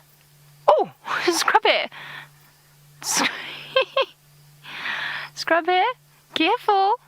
Yeah, you better run. Snack for the lions. Dries, just quickly, no, I don't think there's a huge upturn in roaring when it comes to full moon. They're less active when it's full moon in terms of hunting, just because they can't really hunt as well because they don't have the same protection of darkness. But, or maybe, Dries, I haven't heard about them roaring more often when it's full moon, and I haven't seen them roaring more often when it's full moon. They roar more frequently when it has been raining. And that's because they know that all of their scent marks have been washed away. And as a result, there's a potential for unguarded territory. Other male lions can't smell them. So they roar just to make sure that, hey, everybody knows we're still here. Just because you can't smell us doesn't mean we're not still here. Same goes for leopards as well. You'll get more roaring after the rain as they start to move about, remarking their territory. 60 seconds, boys. We're cutting it a bit fine. You know. All right. Okay. Your point is duly taken. We cannot ask you to roar on command. You are completely wild animals. Next time, everybody. Hopefully they'll still be here in the morning. Maybe they will decide to roar for us in the morning. Who knows? But do join us because there will be exciting, as always, things planned on our sunrise safari. For now, a big thank you to Dave for his wonderful camera work. Thank you, Dave. You did an excellent job this afternoon. And thank you to Louise directing and Kirsty assisting her in final control. Most importantly, a big thank you to all of you for sending through your questions and your comments. Join us tomorrow. The wild dog might still be around. The lions might still be around. The leopards will still be around. We'll see you tomorrow on the Sunrise Safari. Bye-bye, everybody.